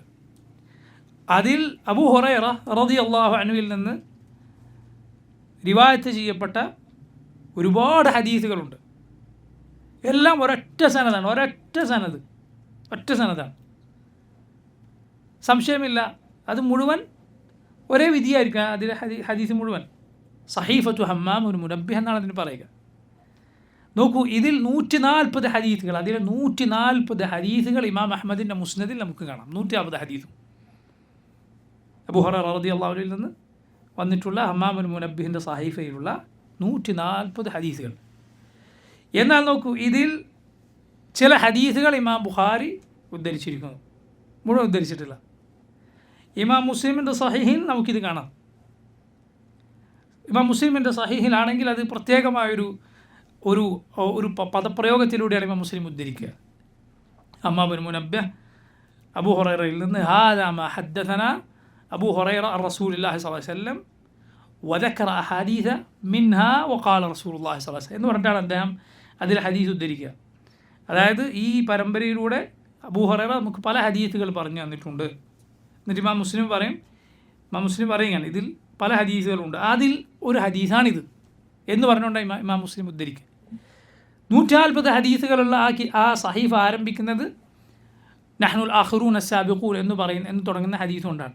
പരലോകത്ത് നമ്മളാണ് ആദ്യം വിചാരണ ചെയ്യപ്പെടുന്നവർ, ഈ ലോകത്ത് നമ്മളാണ് അവസാനത്തെ ഉമ്മത്ത് എന്ന് തുടങ്ങുന്ന ഹദീസ്. നിങ്ങൾ നോക്കൂ, ഇത് മുഴുവൻ ഒരൊറ്റ സനദിലൂടെയാണ്. ഒന്ന് സഹിയാണെങ്കിൽ ബാക്കിയൊക്കെ സഹിയാണ്, ഒന്ന് ദഈഫാണെങ്കിൽ ബാക്കിയൊക്കെ ദഈഫാണ്. ഇത് മുഴുവൻ ഇമാം അഹ്മദിൻ്റെ മുസ്നദിലുണ്ട്. ഇമാം ബുഖാരിയുടെ ഹദീസിൽ അതിൽ കുറച്ചുണ്ട്, മുസ്ലിമിൻ്റെ സഹീഹിൽ കുറച്ചുണ്ട്. അതിൽ നിന്ന് തന്നെ നമുക്ക് മനസ്സിലാക്കാനത് എല്ലാ സഹീഹും അവരവരുടെ കിതാബിൽ കൊണ്ടുവന്നിട്ടില്ല, അവരങ്ങനെ പറഞ്ഞിട്ടില്ല. എല്ലാ സഹീഹും ഞങ്ങൾ ഈ കിതാബ് ഞങ്ങൾ ഉദ്ധരിച്ചോളാം എന്നവർ പറഞ്ഞിട്ടില്ല. മറിച്ച് അത് കേവലം ഹദീസ് ജംഇ ചെയ്യുന്ന, ഹദീസുകൾ ക്രോഡീകരിച്ച കിതാബുകൾ മാത്രമല്ല ബുഖാരി മുസ്ലിം, മറിച്ച് അതിൽ ഫിഖ് കൂടിയുണ്ട്. അതിൽ ഫിഖിൻ്റെ അതുപോലെ അഖീദയുടെ ബാബിനനുസരിച്ച് അതിൻ്റെ വിഷയങ്ങൾക്കനുസരിച്ചാണ് ഹദീസുകൾ ക്രോഡീകരിച്ചിട്ടുള്ളത്. അങ്ങനെ അല്ലാത്ത ഹദീസിൻ്റെ കിതാബുകളുണ്ട്. ഉദാഹരണത്തിന് ഞാൻ നേരത്തെ പറയും ഇമാം അഹ്മദിൻ്റെ മുസ്നദ്, അതിനെന്താണ് നമ്മൾ പറയുക? മുസ്നദ് എന്നാണ് പറയുക. എന്താണ് മുസ്നദ് എന്നാൽ അതിൽ ഹദീസുകൾ ക്രോഡീകരിക്കപ്പെട്ടിട്ടുള്ളത് ഇമാം അഹ്മദിൻ്റെ മുസ്നദിൽ 40,000-ഓളം ഹദീസുകളുണ്ട്. അതിൽ ഹദീസുകൾ ക്രോഡീകരിക്കപ്പെട്ടിട്ടുള്ളത് എങ്ങനെയാണ്? റിവായത്ത് ചെയ്ത സഹാബിയുടെ അടിസ്ഥാനത്തിൽ. അബൂബക്കർ സിദ്ദീഖ് റളിയല്ലാഹു അൻഹുവിൻ്റെ ഹദീസുകൾ, അദ്ദേഹത്തിൽ നിന്ന് വന്ന ഹദീസുകൾ മുഴുവൻ ഇമാം അഹ്മദ് ആ മുസ്നദിൽ ഉദ്ധരിക്കാൻ വെച്ചിട്ടുള്ള ഹദീസുകൾ മുഴുവൻ, അത് പല വിഷയങ്ങളുണ്ടാവും. പിന്നെ ഉമറിൻ്റെ മുസ്നദ്, ഉസ്മാൻ്റെ മുസ്നദ്, ഇങ്ങനെ ഷാമുകാരായ സഹാബിമാരുടെ മുസ്നദ്, ഇങ്ങനെ അശറത്തുൽ മുബശ്ശറൂൻ, സ്വർഗ്ഗം കൊണ്ട് സന്തോഷ വാർത്ത അറിയപ്പെട്ട സഹാബിമാരുടെ മുസ്നദ്, ആയിഷ റളിയല്ലാഹു അൻഹയുടെ മുസ്നദ്, ഇങ്ങനെ പല വിഷയങ്ങളുണ്ടാവും. വിഷയങ്ങൾക്കനുസരിച്ച് ക്രോഡീകരിച്ചതല്ല. ഇതിനാണ് മുസ്നദുകൾ എന്ന് പറയുക ഇതിനാണ്. അതേസമയം നോക്കൂ, നമുക്ക് ഹദീസിൻ്റെ കിതാബുകളായി അറിയുന്ന 6 കിതാബുകൾ, കുതുബു സിത്ത എന്നറിയപ്പെടുന്ന 6 കിതാബുകൾ, ഇമാം ബുഖാരിയുടെയും മുസ്ലിമിൻ്റെയും സഹീഹുകൾ. മൂന്നാമത്തേത് ഇമാം അബൂദാവൂദിൻ്റെ സുനൻ, അതിൻ്റെ തർത്തീബ് ഇതാണ്. 3-ാം സ്ഥാനത്ത് എണ്ണുക ഏതിനെയാണ്? അബൂദാവൂദിൻ്റെ സുനനെയാണ്. 3-ാമത്തെ സ്ഥാനത്ത് അബൂദാവൂദിൻ്റെ സുനനാണ് പണ്ഡിതന്മാർ എണ്ണുക. 4-ാമത്തേത് ജാമിഉ തിർമിദി, ഇമാം തിർമിദിയുടെ ജാമിഅ. 5-ാമത്തേത് ഇമാം നസായിയുടെ സുനൻ. 6-ാമത്തേത് ഇമാം ഇബ്നു മാജയുടെ സുനനു ഇബ്നു മാജ. അപ്പോൾ നോക്കൂ, ഈ 6 ഹദീസിൻ്റെ കിതാബുകൾ നേരത്തെ പറഞ്ഞ മുസ്നദ് പോലെയല്ല. ഒരു സഹാബിയെ കൊടുത്ത ആ സഹാബി ഉദ്ധരിച്ച ഹദീസുകൾ മുഴുവൻ ഇങ്ങനെയല്ല. പിന്നെ എങ്ങനെയാണ്? വിഷയങ്ങൾക്കനുസരിച്ചാണ്. ഉദാഹരണത്തിന് ബുഖാരിയുടെ സഹീഹിൽ നമുക്ക് കാണാം, തുടക്കത്തിൽ ബാബു ബദിഇൽ വഹി, വഹീൻ്റെ ആരംഭം, എന്ന് തുടങ്ങുന്ന അധ്യായം. എന്നിട്ട് അദ്ദേഹം കൊടുത്ത ഹദീസാകട്ടെ ഇന്നമൽ അഅ്മാലു ബിന്നിയാത്ത് എന്ന ഹദീസാണ്. അതിനുശേഷം നമുക്ക് കാണാം കിതാബുൽ ഈമാൻ, അതുപോലെ കിതാബുൽ ഇൽം, കിതാബുൽ ഈമാൻ, പിന്നെ കിതാബു അൽ ഇൽം, അങ്ങനെ അധ്യായങ്ങൾ പോകുന്നു. ഒടുവിൽ അദ്ദേഹം അവസാനിപ്പിച്ചത് കിതാബു തൗഹീദ്. അവസാനത്തെ അധ്യായം, ബുഖാരിയിലെ അവസാനത്തെ അധ്യായം കിതാബു തൗഹീദ്. അതിൽ മുഴുവൻ അള്ളാഹുവിൻ്റെ അസ്മാ സിഫാത്തുമായി ബന്ധപ്പെട്ട ഹദീസുകളാണ്. അള്ളാഹുവിൻ്റെ അസ്മാ സിഫാത്ത്, അവൻ്റെ നാമഗുണ വിശേഷണങ്ങളുമായി ബന്ധപ്പെട്ട ഹദീസുകളാണ്. അതുകൊണ്ട് തന്നെ ചില ഈ ജഹ്മിയത്ത് കയറിയിട്ടുള്ള ആളുകൾ സഹീഹുൽ ബുഖാരിയിലെ സഹീഹുൽ ബുഖാരി അവർ വായിച്ചു പഠിക്കുമ്പോൾ കിതാബ് തൗഹീദ് വായിക്കുന്നവർക്ക് ഇഷ്ടമല്ലായിരുന്നു, അവസാനത്തെ കിതാബ് തൗഹീദ്. കാരണം എന്താ, അവർക്ക് ദഹിക്കാത്ത, തൊണ്ടയിൽ നിന്ന് താഴേക്കിറങ്ങാത്ത അള്ളാഹുവിൻ്റെ സിഫത്തുകൾ പറയുന്ന ഹദീസുകളാണുള്ളത്. അതിനിടയിൽ ഒരുപാട് അധ്യായങ്ങൾ, ഇതൊക്കെ വിഷയങ്ങൾക്കനുസരിച്ച് ക്രോഡീകരിക്കപ്പെട്ടതാണ്. അപ്പോൾ അവർ ഉദ്ദേശിച്ചത് എല്ലാ സഹീഹ് അവരുടെ കിതാബിൽ കൊണ്ടുവരാനല്ല, മറിച്ച് സഹീഹ് മാത്രം, ഉള്ളതൊക്കെ സഹീഹ് ആയിരിക്കണം എന്ന ഷർത്ത് ഇമാം ബുഖാരിയും മുസ്ലിമും അവരുടെ സഹീഹുകൾക്ക് വെച്ചിട്ടുണ്ട്. ഇതിൽ ക്രോഡീകരിക്കുന്ന മുഴുവൻ സഹീഹ് ആയിരിക്കണമെന്ന്. അതിന് പുറത്തു സഹീഹായ ഹദീസുകളുണ്ട്. സഹീഹിൽ താഴെ ദറജയിൽ നിൽക്കുന്ന എന്നാൽ ദഈഫ് അല്ലാത്ത ഹദീസുകളുണ്ട്. അതിന് പറയും ഹസൻ. ഹസൻ എന്ന് പറയും, ഹദീസിൻ്റെ സാങ്കേതിക പ്രയോഗമാണ് ഹസൻ എന്നത്. അത് സാങ്കേതിക പ്രയോഗമാണ്. അതിന് നമ്മൾ പിന്നെ ഭാഷയിലുള്ള അർത്ഥം നല്ല ഹദീസ് എന്നൊന്നും പറയാൻ പാടില്ല, പക്ഷെ അതൊരു മുസ്തലഹിലെ പ്രയോഗമാണ്. സഹീഹ് എന്ന് പറഞ്ഞാൽ അത് ഏറ്റവും ഉയർന്ന ദർജയിലുള്ളതാണ്. ഹസൻ എന്ന് പറഞ്ഞാൽ അതും നബി സല്ലല്ലാഹു അലൈഹി വസല്ലമയിൽ നിന്ന് സ്ഥിരപ്പെട്ടത് തന്നെ, ദഈഫല്ല. പിന്നെ എന്തുകൊണ്ടാണ് അത് സഹീഹ് എന്ന് പറയാത്തത്? അതിൽ റാവിമാർക്ക് ചില സന്ദർഭങ്ങളിലെ ഓർമ്മപ്പിശക് ഒക്കെ പോലെയുള്ള ചെറിയ എന്തെങ്കിലും പ്രയാസങ്ങൾ അതിൻ്റെ സനദിലുണ്ടെങ്കിൽ അത് സഹീഹ് എന്ന ദർജയിലേക്ക് താഴെ ഹസനിലേക്ക് ഇറങ്ങും. വേറെ നിബന്ധനകളുണ്ട്, നിങ്ങൾക്ക് മനസ്സിലാക്കാനുള്ള എളുപ്പത്തിലുള്ള ഒരു കാര്യം ഞാൻ പറഞ്ഞു എന്ന് മാത്രം. രണ്ടും എന്ത് തന്നെയാണ്, സല്ലല്ലാഹു അലൈഹി വസല്ലം സ്ഥിരപ്പെട്ട ഹദീസ് തന്നെയാണ്. ഇതെല്ലാം നോക്കൂ, ഈ വിജ്ഞാനം സംരക്ഷിക്കാൻ അല്ലാഹു റബ്ബുൽ ആലമീൻ നിശ്ചയിച്ച കാര്യങ്ങളാണിതെല്ലാം. ചില മുൻഗാമികൾ പറഞ്ഞതുപോലെ ആകാശലോകത്തെ നക്ഷത്രങ്ങളെ അള്ളാഹു അവൻ്റെ വഹീനെ സംരക്ഷിക്കാൻ, വഹീ താഴേക്കിറങ്ങുമ്പോൾ പിശാചുക്കൾ കൈകടത്താതിരിക്കാൻ, അവരെ തീജ്വാലകളായി എറിയാൻ അള്ളാഹു നക്ഷത്രങ്ങൾ നിശ്ചയിച്ചതുപോലെ ഭൂമിയിലെ നക്ഷത്രങ്ങളാണ് ഉലമാ ഉൽ ഹദീസ്, ഹദീസ് പണ്ഡിതന്മാർ. റസൂലുള്ളാഹി സ്വല്ലല്ലാഹു അലൈഹി വസല്ലമയുടെ ഹദീസുകൾക്ക് നേരെ ഒരാൾക്കും കയ്യോങ്ങാനോ കൈകടത്താനോ സാധിക്കാത്ത വിധം അഗ്രഗണ്യന്മാരായ ഹദീസിലെ പണ്ഡിതന്മാരെ അള്ളാഹു കാലാകാലങ്ങളിൽ നിശ്ചയിച്ചു. ഒരാൾക്കും നബിയുടെ പേരിൽ കളവ് പറയാൻ കഴിയില്ല, പിടിക്കപ്പെടും. ഇബ്നുൽ മുബാറക്, അബ്ദുല്ലാഹ് ഇബ്നുൽ മുബാറക് റഹിമഹുല്ലാഹ്, അദ്ദേഹം പറഞ്ഞത് കാണാം, ഒരാൾ സഹൂറിൻ്റെ നേരത്ത്, അത്താഴത്തിൻ്റെ നേരത്ത് മുഹമ്മദ് നബിയുടെ പേരിൽ ഒരു കളവ് ഞാനങ്ങ് കാച്ചിയേക്കാം എന്ന് തീരുമാനിച്ചാൽ സൂര്യൻ ഉദിക്കുമ്പോഴേക്ക് അവനെ കദ്ദാബ് എന്ന ആളുകൾ വിളിച്ചിരിക്കും. സൂര്യൻ ഉദിക്കുമ്പോഴേക്ക് അവനെ കള്ളൻ എന്ന് വിളിക്കാൻ ഇവിടെ ആളുകളുണ്ടാവും. കാരണം അത്രയും ഈ ദീൻ സംരക്ഷിക്കപ്പെട്ടിരിക്കുന്നു. ഹദീസ് വിജ്ഞാനം എന്ന് പറയുന്നത് സുബ്ഹാനല്ലാഹ്, നിങ്ങൾ അത്ഭുതപ്പെട്ടു പോകുന്ന വിജ്ഞാനമാണ്, അത്ഭുതപ്പെട്ടു പോകുന്ന വിജ്ഞാനം. എങ്ങനെയാണ് അള്ളാഹു ഈ ദീനിനെ സംരക്ഷിച്ചത് എന്നത് നിങ്ങൾക്കതിൽ നിന്ന് മനസ്സിലാവും. ഈ വിവരം അടുത്തുകൂടെ പോയിട്ടില്ലാത്ത ഹദീസ് നിഷേധികൾ പറയുന്നത് പോലെയല്ല കാര്യം. ഹദീസിൽ സംശയമുണ്ടാക്കാൻ ശ്രമിക്കുന്ന ആളുകൾ പറയുന്നത് പോലെയല്ല കാര്യം. അവർ പറയുന്ന ചില വാദങ്ങളുണ്ട്, കേട്ടാൽ വിചാരിക്കും ശരിയാണല്ലോ, ഒരു മുസല്ലമത്തായ കാര്യം പോലെയാണ് പറയുക. എന്താ മുസല്ലമത്ത് എന്ന് പറഞ്ഞാൽ ഒരു സർവാംഗീകൃതമായ കാര്യം പോലെ ആയിരിക്കും പറയുക, പക്ഷേ യഥാർത്ഥത്തിൽ അത് യാതൊരു അടിത്തറയില്ലാത്തതായിരിക്കും, യാതൊരു അടിത്തറയുമില്ലാത്ത കാര്യമായിരിക്കും. ഉദാഹരണത്തിന് പറയും, എങ്ങനെയാണ് നബിയുടെ കാലശേഷം നൂറ്റാണ്ടുകൾക്ക് ശേഷം വന്ന ഹദീസിൻ്റെ കിതാബുകൾ നമ്മൾ സ്വീകരിക്കുക? ഇങ്ങനെയാണ് പറയുക, വിവരദോഷികൾ ഇങ്ങനെയാണ് പറയുക. എന്ത് വിവരക്കേടാണത്? റസൂലുള്ളാഹി സ്വല്ലല്ലാഹു അലൈഹി വസല്ലമയുടെ കാലത്തെ ഹദീസുകൾ അതുപോലെ മനഃപ്പാടമാക്കിയ സഹാബിമാരുണ്ട്, എഴുതി വെച്ചവരുണ്ട്. അവരത് തൊട്ടുടനെ താബിഈങ്ങൾക്ക് കൈമാറി. ഞാൻ നേരത്തെ പറഞ്ഞ ഹമ്മാം ഇബ്നു മുനബ്ബിഹ്, അദ്ദേഹം എഴുതി വെച്ചതാണിത്, എഴുതി വെച്ചതാണ്. അതുപോലെ നോക്ക്, അബ്ദുല്ലാഹ് ഇബ്നു അംർ ഇബ്നു ആസ് റളിയല്ലാഹു അൻഹു, അദ്ദേഹത്തിന് സഹീഫയുണ്ടായി, സഹീഫത്തു സാദിഖ എന്ന് പറയുന്ന കാര്യം. അതുപോലെ നോക്കൂ, ഈ ദീനിൻ്റെ വിജ്ഞാനം അത് ഗ്രന്ഥങ്ങളിൽ, ഏടുകളിൽ മാത്രമല്ല, ഹൃദയങ്ങളിൽ അത് സംരക്ഷിക്കപ്പെട്ടിട്ടുണ്ട്. ഹൃദയങ്ങളിൽ അത് സംരക്ഷിക്കപ്പെട്ടിട്ടുണ്ട്. സുബ്ഹാനല്ലാഹ്, അത്ഭുതകരമായ, നിങ്ങൾ അന്താളിച്ചു പോകുന്ന രൂപത്തിൽ ആളുകൾക്ക് അള്ളാഹു സുബ്ഹാനഹു തആല ഇത് മനഃപ്പാടമാക്കാൻ റബ്ബ് പണ്ഡിതന്മാർക്ക് തൗഫീഖ് നൽകിയിട്ടുണ്ട്. അത്ഭുതപ്പെട്ടു പോകും നമ്മൾ. ഞാൻ പറഞ്ഞത് പിൽക്കാലക്കാരായ പണ്ഡിതന്മാർക്ക് വരെ. നിങ്ങൾ നോക്കൂ, യൂനുസ് ബിൻ ഹബീബ് റഹിമഹുല്ലാ അദ്ദേഹം പറയുകയാണ്, ഖദിമ അലൈന അബൂ ദാവൂദ് അത്തയാലിസി. ഇമാം അഹ്മദിനെ പോലെ മുസ്നദ് ഉള്ള ഒരു മുഹദ്ദിദാണ് അബൂ ദാവൂദ് അത്തയാലിസി. അദ്ദേഹത്തെക്കുറിച്ച് പറയുകയാണ്, അദ്ദേഹം ഞങ്ങളുടെ നാട്ടിലേക്ക് വന്നു. ശ്രദ്ധിക്കുക, ഞങ്ങൾക്ക് അദ്ദേഹം ഹദീസ് പറഞ്ഞു തന്നു, അദ്ദേഹത്തിൻ്റെ ഹിഫ്ളിൽ നിന്ന്. ഹിഫ്ൾ എന്ന് പറഞ്ഞാൽ നിങ്ങൾ മനസ്സിലാക്കണം, കേവല ഹദീസിൻ്റെ മത്തിന് മാത്രമല്ല, സനദും കൂടിയാണ് ഈ പറയുക.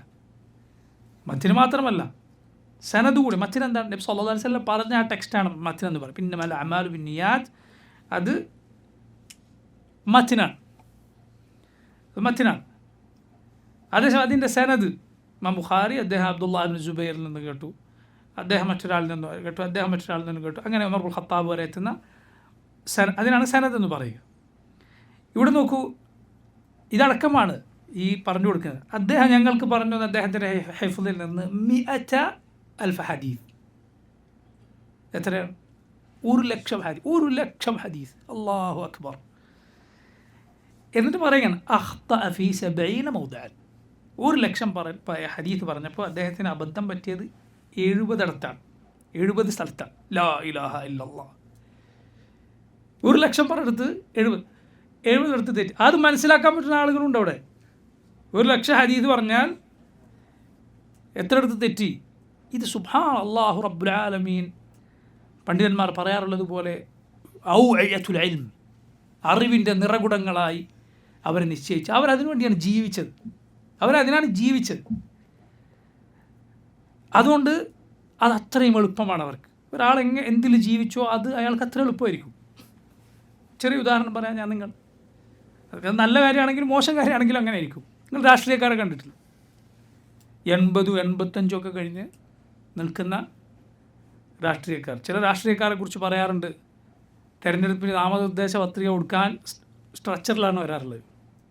മനസ്സിലായില്ലേ? എന്നിട്ട് എതിർകക്ഷിയെക്കുറിച്ചുള്ള വിമർശനം ഒന്ന് ചോദിച്ചു നോക്കി. എന്താ അയാളുടെ പ്രസ്താവനയെക്കുറിച്ച് നിങ്ങളെന്ത് അക്കമിട്ട് എണ്ണി മറുപടി പറയുന്നതാണ്. അതേസമയം 80 വയസ്സ് കഴിഞ്ഞ് ഒരാൾ വീട്ടിൽ വിശ്രമിക്കുന്ന ഒരാളോട് ചിലപ്പോൾ അയാൾ ദിനേന ചെയ്യേണ്ട കാര്യങ്ങളെക്കുറിച്ചും പോലും ചിലപ്പോൾ ആളുകൾക്ക് തെറ്റിപ്പോവും. ഇതെന്തുകൊണ്ടാണ്? അതിലാണ് ഈ ജീവിച്ചത്. ഒരാൾ എന്തിനാണോ ജീവിച്ചത് അയാൾക്ക് അത്ര എളുപ്പമായിരിക്കും. ഖൈറിലാണെങ്കിൽ ഖൈർ, ഷറിലാണെങ്കിൽ ഷർ. അങ്ങനെയാണ്. ഇവർ വിജ്ഞാനത്തിന് വേണ്ടി ജീവിച്ച ആളുകളാണ്. നോക്കൂ നിങ്ങൾ, മറ്റൊരു മുഹദ്ദിസ് ഇമാം ഇബ്നു അബി ദാവൂദ്. നമ്മൾ ഹായിയ പഠിച്ചില്ലേ? അബു ദാവൂദിൻ്റെ മകൻ അബ്ദുല്ലാഹ് ഇബ്നു അബി ദാവൂദ്. അദ്ദേഹത്തെക്കുറിച്ച് പറയപ്പെട്ടിട്ടുണ്ട്, അദ്ദേഹത്തിൻ്റെ പിതാവ് ഇമാം അബു ദാവൂദ് സുലൈമാൻ അൽ അശ്അഥി ഏതാണ്ട് പിതാവിൻ്റെ അതേ സ്ഥാനത്തുള്ള, അല്ല ചില പണ്ഡിതന്മാർ പിതാവിനേക്കാൾ സ്ഥാനമുള്ള ആളാണ്, വിജ്ഞാനമുള്ള ആളാണ് എന്ന് പറഞ്ഞിട്ടുള്ള ഇമാമാണ് ഇമാം ഇബ്നു അബി ദാവൂദ്, അബൂബക്കർ അബ്ദുല്ലാഹ് ഇബ്നു അബി ദാവൂദ് റഹിമഹുല്ലാ. അദ്ദേഹം പറയുകയാണ്, ഹദ്ദസ്തു മിൻ ഹിഫ്ളി ബി അസ്ബഹാൻ. ഞാൻ അസ്ബഹാനിൽ വെച്ച് എൻ്റെ ഹിഫ്ളിൽ നിന്ന് പറഞ്ഞു കൊടുത്തു ബി36,000. സുബ്ഹാനല്ലാഹ്. 36,000 ഹദീസുകൾ. 36,000 ഹദീസുകൾ ഞാൻ അസ്ബഹാനിൽ വെച്ച് പറഞ്ഞു കൊടുത്തു. അൽസമൂനിൽ വഹ്മ ഫിഹാ ഫി 7 ഹദീസ്. 36,000 പറഞ്ഞപ്പോൾ അവർ കേട്ട വിദ്യാർത്ഥികൾ 7 എനിക്ക് തെറ്റുപറ്റിയിട്ടുണ്ട് എന്ന് പറഞ്ഞു. 36,000 ഹദീസ് പറഞ്ഞപ്പോൾ 7 എനിക്ക് തെറ്റിയിട്ടുണ്ട് എന്ന് പറഞ്ഞു. ഫലമ്മൻ സറഫ്തു, ഞാൻ അവിടെ നിന്ന് മടങ്ങിയപ്പോൾ വജത്തു ഫി കിതാബി, ഞാൻ കിതാബ് പരിശോധിച്ചു. ഇത് പറഞ്ഞത് ഹിഫ്ളിൽ നിന്നാണ്. കിതാബ് പരിശോധിച്ചപ്പോൾ ഞാൻ കണ്ടു 5 മിൻഹാ അലാ മാ കുൻതു ഹദ്ദസ്തുഹും ബിഹി. ആ 7 തെറ്റിയെന്ന് പറഞ്ഞതിൽ 5 ശരിയായിരുന്നു. ലാ ഇലാഹ ഇല്ലല്ലാഹ്. ഇതാണ് മുഹദ്ദിസുകൾ. ഇവരിലൂടെ സംരക്ഷിക്കപ്പെട്ട ദീനാണ്. നിങ്ങൾ നോക്കൂ, ഇമാം ബുഖാരിയുടെ ഇവർ ഏറ്റവും കൂടുതൽ വ്യംഗ്യമായും വ്യക്തമായും എല്ലാം മോശമാക്കാൻ ശ്രമിക്കാറുള്ള, സംശയം ജനിപ്പിക്കാൻ ശ്രമിക്കാറുള്ള ഇമാം ബുഖാരി റഹിമഹുല്ലാഹ്. ലാ ഇലാഹ ഇല്ലല്ലാഹ്. എന്താണ് ഇമാം ബുഖാരി? ഇമാം ബുഖാരിയുടെ ചരിത്രം എന്താണ്? അത്ഭുതപ്പെട്ടു പോകും. ഇമാം ബുഖാരി അദ്ദേഹത്തിൻ്റെ ഹിഫ്ള് പരീക്ഷിക്കാൻ വേണ്ടി ചില ആളുകൾ അദ്ദേഹത്തിനോട് ഹദീസുകൾ, ഒരുപാട് ഹദീസുകൾ അദ്ദേഹത്തിൻ്റെ ചുറ്റും നിന്ന് അതിൻ്റെ സനദ് അങ്ങോട്ടും ഇങ്ങോട്ടും മാറ്റിയിട്ട് പറഞ്ഞു കൊടുത്തു. അദ്ദേഹത്തിൻ്റെ കഴിവ് പരിശോധിക്കാനാണ്. അതായത് ഒരു ഹദീസിൻ്റെ സനദ് എങ്ങനെയായിരുന്നു അത് മാറ്റി വേറൊരു രൂപത്തിൽ, സനദ് വേറെ രൂപത്തിലാക്കിയിട്ട് പലരും അദ്ദേഹത്തോട് ഇങ്ങനെ ചുറ്റും നിന്ന് പറഞ്ഞു. അദ്ദേഹത്തിൻ്റെ ഓർമ്മശക്തി, കഴിവ് പരിശോധിക്കാനാണ്. അദ്ദേഹം അത് മുഴുവൻ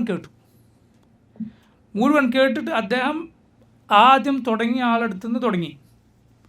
എന്നിട്ട് പറഞ്ഞു, നിങ്ങൾ പറഞ്ഞ സനദ് ഇതാ ഇങ്ങനെയാണ്, അത് യഥാർത്ഥത്തിൽ ഇങ്ങനെയാണ്. ഇങ്ങനെ ഓരോരുത്തരെയും അദ്ദേഹം ശരിപ്പെടുത്തി. ഇമാം ഇബ്നു ഹജർ റഹിമഹുല്ലാ അദ്ദേഹം പറയുകയാണ്, അദ്ദേഹം സഹീഹായ ഹദീസ്, അതിൻ്റെ ശരിയായ രൂപം അത് മനഃപ്പാടമാക്കി വെച്ചതിൽ അത്ഭുതമില്ല. കാരണം അദ്ദേഹം ഹുഫാദുകളിൽപ്പെട്ട ആളാണ്. ഹുഫാദുകൾ എന്ന് പറയും, ഹാഫിദുൽ ഹദീസ് എന്ന് പണ്ഡിതന്മാർക്കിടയിലുള്ള സാങ്കേതിക ഭാഷ എന്ന് പറഞ്ഞാൽ ലക്ഷക്കണക്കിന് അല്ലെങ്കിൽ 10,000-കണക്കിന് ഹദീസുകൾ സനദോടെ മനഃപ്പാടമാക്കിയവർക്കാണത് പറയുക, ഹുഫാദുൽ ഹദീസ് എന്ന് പറയും. അപ്പോൾ നോക്കൂ, അപ്പോൾ അദ്ദേഹം ഇത് ശരിയായി പഠിച്ചു വെച്ചതിൽ അത്ഭുതമില്ല, അദ്ദേഹം ഹുഫാദുകളിൽപ്പെട്ടത്. പക്ഷേ ഇബ്നു ഹജർ ചോദിക്കാൻ, ഈ അവിടെ കൂട്ടം കൂടി നിന്ന ആളുകൾ പറഞ്ഞ തെറ്റായത് അദ്ദേഹം എങ്ങനെ ഹിഫ്ളാക്കി? ആ തെറ്റ് പറഞ്ഞത് അങ്ങോട്ട് പറഞ്ഞു കൊടുത്തിട്ടാണ് ഈ ശരി പറഞ്ഞു കൊടുക്കുന്നത്. തങ്ങൾ പറഞ്ഞത് ഇങ്ങനെയാണ്, ഇത് യഥാർത്ഥത്തിൽ ഇങ്ങനെയാണ്. ലാ ഇലാഹ ഇല്ലല്ലാഹ്. അല്ലാഹു റബ്ബുൽ ആലമീൻ ഈ വിജ്ഞാനത്തിൻ്റെ, ഈ ദീനിൻ്റെ സംരക്ഷണത്തിനായി തിരഞ്ഞെടുത്ത, അതിനുവേണ്ടി അത്ഭുതകരമായ ഗ്രഹിക്കാനുള്ള ശേഷി നൽകിയ ആളുകളാണവർ റഹിമഹുമുല്ലാഹ്. ബുഖാരിയുടെ സഹീഹിൽ നമുക്ക് കാണാം ഹദീസുകൾ, സുലാസിയായ ഹദീസുകൾ എന്ന് പറഞ്ഞാൽ ഇമാം ബുഖാരിക്കും നബി സല്ലല്ലാഹു അലൈഹി വസല്ലമയ്ക്കും ഇടയിൽ 3 ആളുകൾ. അല്ലാഹു അക്ബർ. ഇമാം ബുഖാരിക്കും നബി സല്ലല്ലാഹു അലൈഹി വസല്ലമയ്ക്കും ഇടയിൽ 3 ആളുകൾ. അങ്ങനെയുള്ള 16 ഹദീസുകൾ സഹീഹ് ബുഖാരിയിലുണ്ട്. 16 ഹദീസുകൾ. അത് ആവർത്തിച്ചതും കൂടി കൂട്ടിയാൽ 22 ഹദീസുകൾ കാണാം. അത് ഇമാം ബുഖാരി കിതാബിൽ ഹദീസുകൾ ആവർത്തിക്കാറുണ്ട്. ആവർത്തിക്കുമ്പോൾ പൊതുവെ വെറുതെ ആവർത്തിക്കുകയില്ല. ബഹുഭൂരിഭാഗം സന്ദർഭങ്ങളിലും ചിലപ്പോൾ വേറെ സനദ് വഴിക്ക് കിട്ടിയതായിരിക്കും അദ്ദേഹം ആവർത്തിക്കുക, വെറുതെ ആവർത്തിക്കുകയില്ല. ഇങ്ങനെ നോക്കൂ, 3 ആളുകൾ. അപ്പോൾ ആദ്യത്തെ ആൾ ഒരു താബിഇയാണ്, രണ്ടാമത്തെ ആളോ താബിഇ, മൂന്നാമത്തെ ആൾ സഹാബി, നാലാമത്തെ അല്ലാഹുവിൻ്റെ റസൂൽ സല്ലല്ലാഹു അലൈഹി വസല്ലം. ഇമാം ബുഖാരിയുടെ ഹദീസ് സഹീഹായി വന്ന സനദാണ് ഞാൻ പറയുന്നത്. ഉദാഹരണത്തിന് അദ്ദേഹത്തിൻ്റെ ഇങ്ങനെ സുലാസിയാത്തുകൾ അദ്ദേഹത്തിന് പകർന്നു നൽകിയ അദ്ദേഹത്തിൻ്റെ ഷെയ്ഖുമാരിൽ ഒരാളാണ് മക്കി ബിൻ ഇബ്രാഹിം. ഇമാം ബുഖാരിയുടെ കിബാറുകളായ ഉസ്താദുമാരിൽപ്പെട്ട പണ്ഡിതനാണ് ഇമാം മക്കി ബിൻ ഇബ്രാഹിം. അദ്ദേഹം താബിഇയാണ്. അദ്ദേഹത്തിൻ്റെ ഉസ്താദാണ് യസീദ് ബിൻ അബി ഉബൈദ്. അദ്ദേഹം താബിഇയാണ്. അദ്ദേഹത്തിൻ്റെ ഉസ്താദ് സഹാബിയായ സലമത്ത് ഇബ്നുൽ അക്വാ റളിയല്ലാഹു അൻഹു. സലമത്ത് ഇബ്നുൽ അക്വാ ബൈഅത്തു റിദ്വാനിൽ പങ്കെടുത്ത സഹാബിമാരിൽ ഒരാളാണ്. ബൈഅത്തു റിദ്വാനിൽ പങ്കെടുത്തവർ മുഴുവൻ സ്വർഗത്തിലാണെന്നാണ് സല്ലല്ലാഹു അലൈഹി വസല്ലം പറഞ്ഞത്. മാത്രമല്ല സലമ ധീരതക്കങ്ങേറ്റ് അറിയപ്പെട്ട ഒരു സഹാബിയായിരുന്നു. ഒരിക്കൽ മുശ്രിക്കുകൾ, ശത്രുക്കൾ ഒരു കൂട്ടർ മദീനയിൽ വന്ന് മുസ്ലിമീങ്ങളുടെ ചില ഒട്ടകങ്ങളെയും മറ്റും കവർന്നെടുത്ത് പോയി. സലമ റളിയല്ലാഹു അൻഹു ഒരു സിംഹത്തെ പോലെ ഒറ്റക്ക് അവർക്ക് നേരെ ചെന്ന് തൻ്റെ കയ്യിൽ കിട്ടിയതെല്ലാം അവർക്ക് നേരെ വലിച്ചെറിഞ്ഞ് അവർക്ക് സ്വൈര്യം കൊടുക്കാതെ ഒടുവിൽ അവർ തട്ടിപ്പറിച്ചെടുത്തതൊക്കെ അവിടെ വിട്ട് ഓടിപ്പോകുന്ന അവസ്ഥ എത്തിച്ചു. നബി സല്ലല്ലാഹു അലൈഹി വസല്ലമയോട് എന്നിട്ട് പറയാണ്, ഞാൻ അവരവിടെ എത്തിയിട്ടുണ്ടാവും നബിയെ, വേണമെങ്കിൽ ഞാൻ ഇനിയും പോയി നേരിടാം. നബി സല്ലല്ലാഹു അലൈഹി വസല്ലം സമാധാനിപ്പിച്ച് അവിടെ തന്നെ നിർത്തി. ഇങ്ങനെയുള്ള സഹാബിയാണ് സലമ ഇബ്നുൽ അക്വാ. ബൈഅത്തു റിദ്വാനിൻ്റെ സമയത്ത് നബി സല്ലല്ലാഹു അലൈഹി വസല്ലം പറഞ്ഞു, സലമ ബൈഅത്ത് ചെയ്യൂ. നബി സല്ലല്ലാഹു അലൈഹി വസല്ലം കൈ പിടിച്ച് സലമ ബൈഅത്ത് ചെയ്തു. എന്നിട്ട് 1400 ആളുകളുണ്ടായിരുന്നു ബൈഅത്തു റിദ്വാനിൽ പങ്കെടുത്തത്. അങ്ങനെ കുറേ ആളുകൾ ചെയ്ത് നബി സല്ലല്ലാഹു അലൈഹി വസല്ലം പറഞ്ഞു, സലമ ബൈഅത്ത് ചെയ്യൂ. അപ്പോൾ അദ്ദേഹം പറഞ്ഞു, നബിയെ ഞാൻ നേരത്തെ ചെയ്തല്ലോ, ഒന്നുകൂടി. അദ്ദേഹം വീണ്ടും ബൈഅത്ത് ചെയ്തു. അങ്ങനെ പിന്നീട് അവസാനം ആളുകൾ തീരാറായപ്പോൾ നബി സല്ലല്ലാഹു അലൈഹി വസല്ലം പിന്നെ വിളിച്ചു, സലമ ബൈഅത്ത് ചെയ്യൂ. അപ്പോൾ അദ്ദേഹം പറഞ്ഞു, നബിയെ ഞാൻ 2 വട്ടം ചെയ്തല്ലോ, ഇനിയും ചെയ്യും. വീണ്ടും നബി സല്ലല്ലാഹു അലൈഹി വസല്ലമയുടെ കൈ പിടിച്ച് 3 തവണ ബൈഅത്തു റിദ്വാനിൽ ബൈഅത്ത് ചെയ്ത സഹാബിയാണ് ആര്? സലമത്ത് ഇബ്നുൽ അക്വാ റളിയല്ലാഹു അൻഹു. പണ്ഡിതന്മാർ പറയുന്നത് സലമയുടെ ഈ ധീരത നബി സല്ലല്ലാഹു അലൈഹി വസല്ലം ആ 3 തവണ വാങ്ങി ഉണർത്തിയതാണ് എന്ന്. മനസ്സിലായില്ലേ? സലമ അത്രയും ധീരനായ സഹാബിയാണ്. ഈ ബൈഅത്താകട്ടെ മരണം വരെ നബി സല്ലല്ലാഹു അലൈഹി വസല്ലമയുടെ കൂടെ പോരാടും, ഉസ്മാൻ റളിയല്ലാഹു അൻഹു അവിടെ കൊല്ലപ്പെട്ടിട്ടുണ്ട് എന്ന് വിചാരിച്ചിട്ട് മരണം വരെ അതിനോട് പകരം ചോദിക്കും, നബിയുടെ കൂടെ നിന്ന് പോരാടും എന്ന് സഹാബത്ത് നബിയുടെ കൈപിടിച്ച് പ്രതിജ്ഞ ചെയ്തതാണ് ബൈഅത്തുർ റിദ്വാൻ. ഇങ്ങനെയുള്ള സഹാബിയാണ് ഇമാം ബുഖാരിയുടെ ഈ പരമ്പരയിലുള്ള സഹാബി, ഈ 16 ഹദീസുകളിൽ. സുബ്ഹാനല്ലാഹ്. അപ്പം നോക്കൂ, ഇതാണ് മുഹദ്ദിസുകൾ. അവർ അത്രയും സൂക്ഷ്മത പാലിച്ചിരുന്നു. ഏതാണ്ട് 16 വർഷത്തോളം എടുത്തിട്ടാണ് ഇമാം ബുഖാരി തൻ്റെ സഹീഹ് പൂർത്തിയാക്കിയത്. അദ്ദേഹം പറയുകയാണ്, ഓരോ ഹദീസ് രേഖപ്പെടുത്തുമ്പോഴും ഞാൻ വുദൂ ചെയ്യും, 2 റക്അത്ത് നിസ്കരിക്കും. എന്താണ് ഞാൻ ഹദീസ് രേഖപ്പെടുത്തുക? അത് ജീവിതത്തിൽ പകർത്തിയ ആളുകളായിരുന്നു അവർ. ഇമാം അഹ്മദ് റഹിമഹുല്ലാഹ് അദ്ദേഹം പറഞ്ഞിട്ടുണ്ട്, ഏതൊരു ഹദീസ് കേട്ടാലും ഞാനത് ജീവിതത്തിൽ പകർത്താതിരിക്കുകയില്ല. അങ്ങനെ ഒരു ഹദീസ് എനിക്ക് ലഭിച്ചു. നബി സല്ലല്ലാഹു അലൈഹി വസല്ലം ഹിജാമ ചെയ്തു, കൊമ്പ് ചികിത്സ ചെയ്തു. എന്നിട്ട് അത് ചെയ്ത ആൾക്ക് നബി 1 ദിർഹം പ്രതിഫലം കൊടുത്തു. ഞാൻ ആ ഹദീസ് രേഖപ്പെടുത്തും മുന്നേ എന്ത് ചെയ്തു? ഹിജാമ ചെയ്തു. അത് ചെയ്ത ആൾക്ക് 1 ദിർഹം പ്രതിഫലം കൊടുത്തു. എന്നിട്ട് ഹദീസ് രേഖപ്പെടുത്തി. ലാ ഇലാഹ ഇല്ലല്ലാഹ്. അതാണ് പണ്ഡിതന്മാർ പറയുന്നത്, നബി സല്ലല്ലാഹു അലൈഹി വസല്ലമയുടെ ഒരു സുന്നത്ത് നീ കേട്ടാൽ, റസൂലുള്ളാഹി സ്വല്ലല്ലാഹു അലൈഹി വസല്ലമയുടെ ഒരു സുന്നത്ത്, അത് നിർബന്ധമുള്ള കാര്യം ആയിരിക്കണമെന്നില്ല, ഒരു സുന്നത്ത് ജീവിതത്തിൽ ഒരിക്കലെങ്കിലും അത് നീ ജീവിതത്തിൽ അത് കൊണ്ടുവരാൻ ശ്രദ്ധിക്കണം. ഒരിക്കലെങ്കിലും അള്ളാഹുവിൻ്റെ റസൂൽ സല്ലല്ലാഹു അലൈഹി വസല്ലമയിൽ നിന്നൊരു സുന്നത്ത് നീ കേട്ടാൽ ജീവിതത്തിൽ ഒരിക്കലെങ്കിലും അത് പിൻപറ്റാൻ നീ ശ്രദ്ധിക്കുക. കാരണം നമ്മുടെ നബിയെ ഇത്തിബാഅ ചെയ്യാനാണ് അള്ളാഹു നിയോഗിച്ചത്. റസൂലുള്ളാഹി സല്ലല്ലാഹു അലൈഹി വസല്ലമയെ പിൻപറ്റുക എന്നതിലാണ് വിജയം. ഫല്ലദീന ആമനൂ ബിഹി, ആ നബിയിൽ ആര് വിശ്വസിച്ചുവോ, വഅസ്സറൂഹു വനസറൂഹു, ആ നബി ആര് ശക്തിപ്പെടുത്തുകയും സഹായിക്കുകയും ചെയ്തുവോ, വത്തബഉ നൂറല്ലദീ ഉൻസില മഅഹു ഉലൈക ഹുമുൽ മുഫ്ലിഹൂൻ, ആ നബിയുടെ കൂടെ അവതരിപ്പിക്കപ്പെട്ട പ്രകാശത്തെ ആര് പിൻപറ്റൂ അവരാണ് വിജയികൾ. അള്ളാഹു പറഞ്ഞതുപോലെ ഫത്തബിഊ, ആ നബിയെ നിങ്ങൾ പിൻപറ്റൂ, നിങ്ങൾക്ക് വിജയിക്കാം. അതുകൊണ്ട് നോക്കൂ, ഇതാണ് ഹദീസുകൾ എന്ന് പറയുന്നത്. ഇത് വരുന്നവനും പോകുന്നവനും തട്ടിക്കളിക്കാനും അവൻ്റെ വിവരദോഷത്തിൻ്റെ പുറത്ത് കെട്ടിച്ചമച്ച സംശയങ്ങൾ അവൻ ഉന്നയിക്കുമ്പോൾ അതിൻ്റെ പിന്നാലെ പോകേണ്ടവരോ അല്ല നമ്മൾ. റസൂലുള്ളാഹി സ്വല്ലല്ലാഹു അലൈഹി വസല്ലമയുടെ സുന്നത്ത് അള്ളാഹു സംരക്ഷിച്ചതാണ്, റബ്ബ് സംരക്ഷിച്ചതാണ്. അപ്പോൾ നോക്കൂ, അതിൽ ഒരു കാര്യം വന്നാൽ അത് വിശ്വാസകാര്യമാകട്ടെ കർമ്മങ്ങൾ ആകട്ടെ നമ്മളത് സ്വീകരിക്കും. അത് മുതവാത്തിറായ ഹദീസുകൾ സ്വീകരിക്കും, അഹാദുകളും സ്വീകരിക്കും. തവാത്തറുകളും സ്വീകരിക്കും, അഹാദുകളും ഒരുപോലെ സ്വീകരിക്കും. അതാണ് സഹാബത്തിൻ്റെ മാതൃക. അവർ റസൂലുള്ളാഹി സ്വല്ലല്ലാഹു അലൈഹി വസല്ലമയുടെ വാക്ക് കേട്ടാൽ അത് അങ്ങനെ സ്വീകരിക്കുകയായിരുന്നു. നിങ്ങൾ കേട്ടിട്ടില്ലേ ഖൈബറിൽ അലി റളിയല്ലാഹു അൻഹുവിനോട് നബി പറഞ്ഞത്? നബി സല്ലല്ലാഹു അലൈഹി വസല്ലം ഖൈബറിലേക്ക് പറഞ്ഞയക്കുമ്പോൾ അലിയോട് പറയുകയാണ്, അലി നീ പോവുക, തിരിഞ്ഞു നോക്കരുത്, പോവുക. അലി റളിയല്ലാഹു അൻഹു ആ സദസ്സിൽ നിന്ന് നബിയുടെ അടുത്ത് നിന്ന് തിരിഞ്ഞു നടന്നു. നബിയോടൊരു സംശയം ചോദിക്കണം. സുബ്ഹാനല്ലാഹ്, നിങ്ങൾ നോക്കൂ, അലി പിന്തിരിയരുത്, തിരിഞ്ഞു നോക്കരുത് എന്ന് പറഞ്ഞത് വേണമെങ്കിൽ എന്തൊക്കെ വ്യാഖ്യാനങ്ങൾ ഒരാൾക്ക് ചിന്തിക്കാം.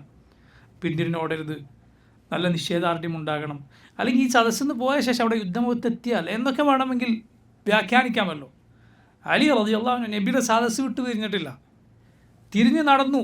നബിയോട് സംശയം ചോദിക്കണം. അലി റളിയല്ലാഹു അൻഹു ഒച്ചത്തിൽ വിളിക്കുകയാണ് നബിയെ തിരിഞ്ഞു നോക്കാതെ. അല്ലാഹു അക്ബർ. എന്നിട്ടാണ് ചോദിക്കുന്നത്, നബിയെ ഏത് കാര്യത്തിലാണ് ഞാൻ അവരോട് യുദ്ധം ചെയ്യേണ്ടത്? അപ്പോഴാണ് നബി സല്ലല്ലാഹു അലൈഹി വസല്ലം പറഞ്ഞു കൊടുക്കേണ്ടത്. നബി പറഞ്ഞു കൊടുക്കുന്നത്, നീ അവരെ ആദ്യം ഇസ്ലാമിലേക്ക് ക്ഷണിക്കുക, അള്ളാഹു നിന്നെ കൊണ്ടൊരാളെ ഹിദായത്തിലാക്കുക എന്നത് ചുവന്നൊട്ടകങ്ങൾ കിട്ടുന്നതിനേക്കാൾ നിനക്ക് നല്ലതാണ്. അല്ലാഹു അക്ബർ. അലി പണ്ഡിതന്മാർ പറയുന്നത് കാണാം, അലി അവിടെ തിരിഞ്ഞു നോക്കിയില്ലെങ്കിൽ നമുക്ക് ഉറപ്പിക്കാം പിന്നെ ഒരു യുദ്ധം തീരുന്നത് വരെ അലി ഇബ്നു അബീ താലിബ് റളിയല്ലാഹു അൻഹു തിരിഞ്ഞു നോക്കിയിട്ടുണ്ടാവുകയില്ല. അതാണ് ചില ആളുകൾ പരിഹസിക്കാറുണ്ടല്ലോ, സുന്നത്ത് പിൻപറ്റുന്നവരെ ഇവർ അക്ഷരവായനക്കാരാണ്. ഇത് അക്ഷരവായന, ഹദീസ് കിട്ടി അതുപോലെ സ്വീകരിക്കും, അങ്ങനെയല്ല. അതിൽ വ്യാഖ്യാനമുണ്ട്, ഇങ്ങനെയുണ്ട്. ഈ പറയുന്നവൻ അതിൻ്റെ ഒരു വ്യാഖ്യാനവും തിരിഞ്ഞിട്ടില്ല എന്നുള്ളതാണ് യാഥാർത്ഥ്യം.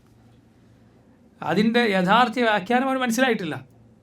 അത് നമ്മൾ അക്ഷരം പ്രതി റസൂലുള്ളാഹി സ്വല്ലല്ലാഹു അലൈഹി വസല്ലം പിൻപറ്റിയാണ്. എന്താ കുഴപ്പം? അള്ളാഹുവിൻ്റെ റസൂലിനെയാണ് പിൻപറ്റുന്നത്. അള്ളാഹുവിൻ്റെ റസൂൽ സല്ലല്ലാഹു അലൈഹി വസല്ലമയാണ് പിൻപറ്റുന്നത്, വേറെ ആരെയുമല്ല. എന്നാൽ ഇതേ ആളുകൾ അവരവൻ്റെ സംഘടന ഒരു സർക്കുലർ ഇറക്കിയാൽ ഹേയ് അക്ഷരം പ്രതി പിൻപറ്റിക്കൊള്ളണം, അത് വ്യാഖ്യാനിക്കുക നിങ്ങൾ ആരാണ് എന്ന് ചോദിക്കും. അള്ളാഹുവിൻ്റെ റസൂൽ സല്ലല്ലാഹു അലൈഹി വസല്ലമയുടെ സുന്നത്ത് പിൻപറ്റുന്നവരെ അക്ഷരവായനക്കാരെന്ന് ആക്ഷേപിക്കുകയും ചെയ്യും. അള്ളാഹുവിൻ്റെ റസൂൽ സല്ലല്ലാഹു അലൈഹി വസല്ലം പിൻപറ്റാൻ എത്ര നല്ല നേതാവാണ്, അള്ളാഹു നിശ്ചയിച്ച നേതാവാണ്, മുഅ്മിനീങ്ങളുടെ യഥാർത്ഥ മാതൃകയാണ് റസൂലുള്ളാഹി സ്വല്ലല്ലാഹു അലൈഹി വസല്ലം. അപ്പോൾ നോക്കൂ, പറഞ്ഞു വന്നത് നബി സല്ലല്ലാഹു അലൈഹി വസല്ലമയുടെ സുന്നത്ത് എന്ന് പറഞ്ഞാൽ അത് അള്ളാഹു സംരക്ഷിച്ച വിജ്ഞാനമാണ്. ഹദീസുകൾ അത് ക്രോഡീകരിക്കപ്പെട്ട് കഴിഞ്ഞിരിക്കുന്നു. ഒരാൾക്കും അതിൽ മാറ്റത്തിരുത്തലുകൾ വരുത്താൻ സാധ്യമല്ല. ആ ഹദീസിൽ റബ്ബിനെ കുറിച്ച് വന്നത് എന്തോ അത് നമ്മൾ അതുപോലെ സ്വീകരിക്കുന്നതാണ്. സഹീഹായ ഹദീസുകളിൽ വന്നത് മുതവാത്തിറായാലും ആഹാദായതും.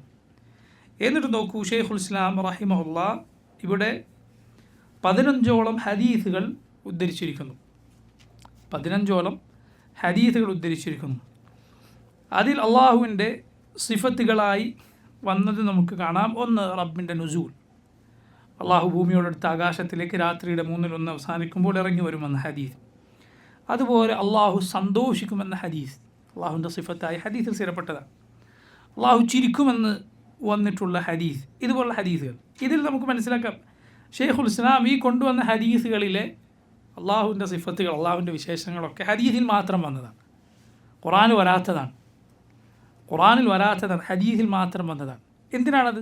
നമുക്ക് രണ്ടും ഒരുപോലെയാണ്.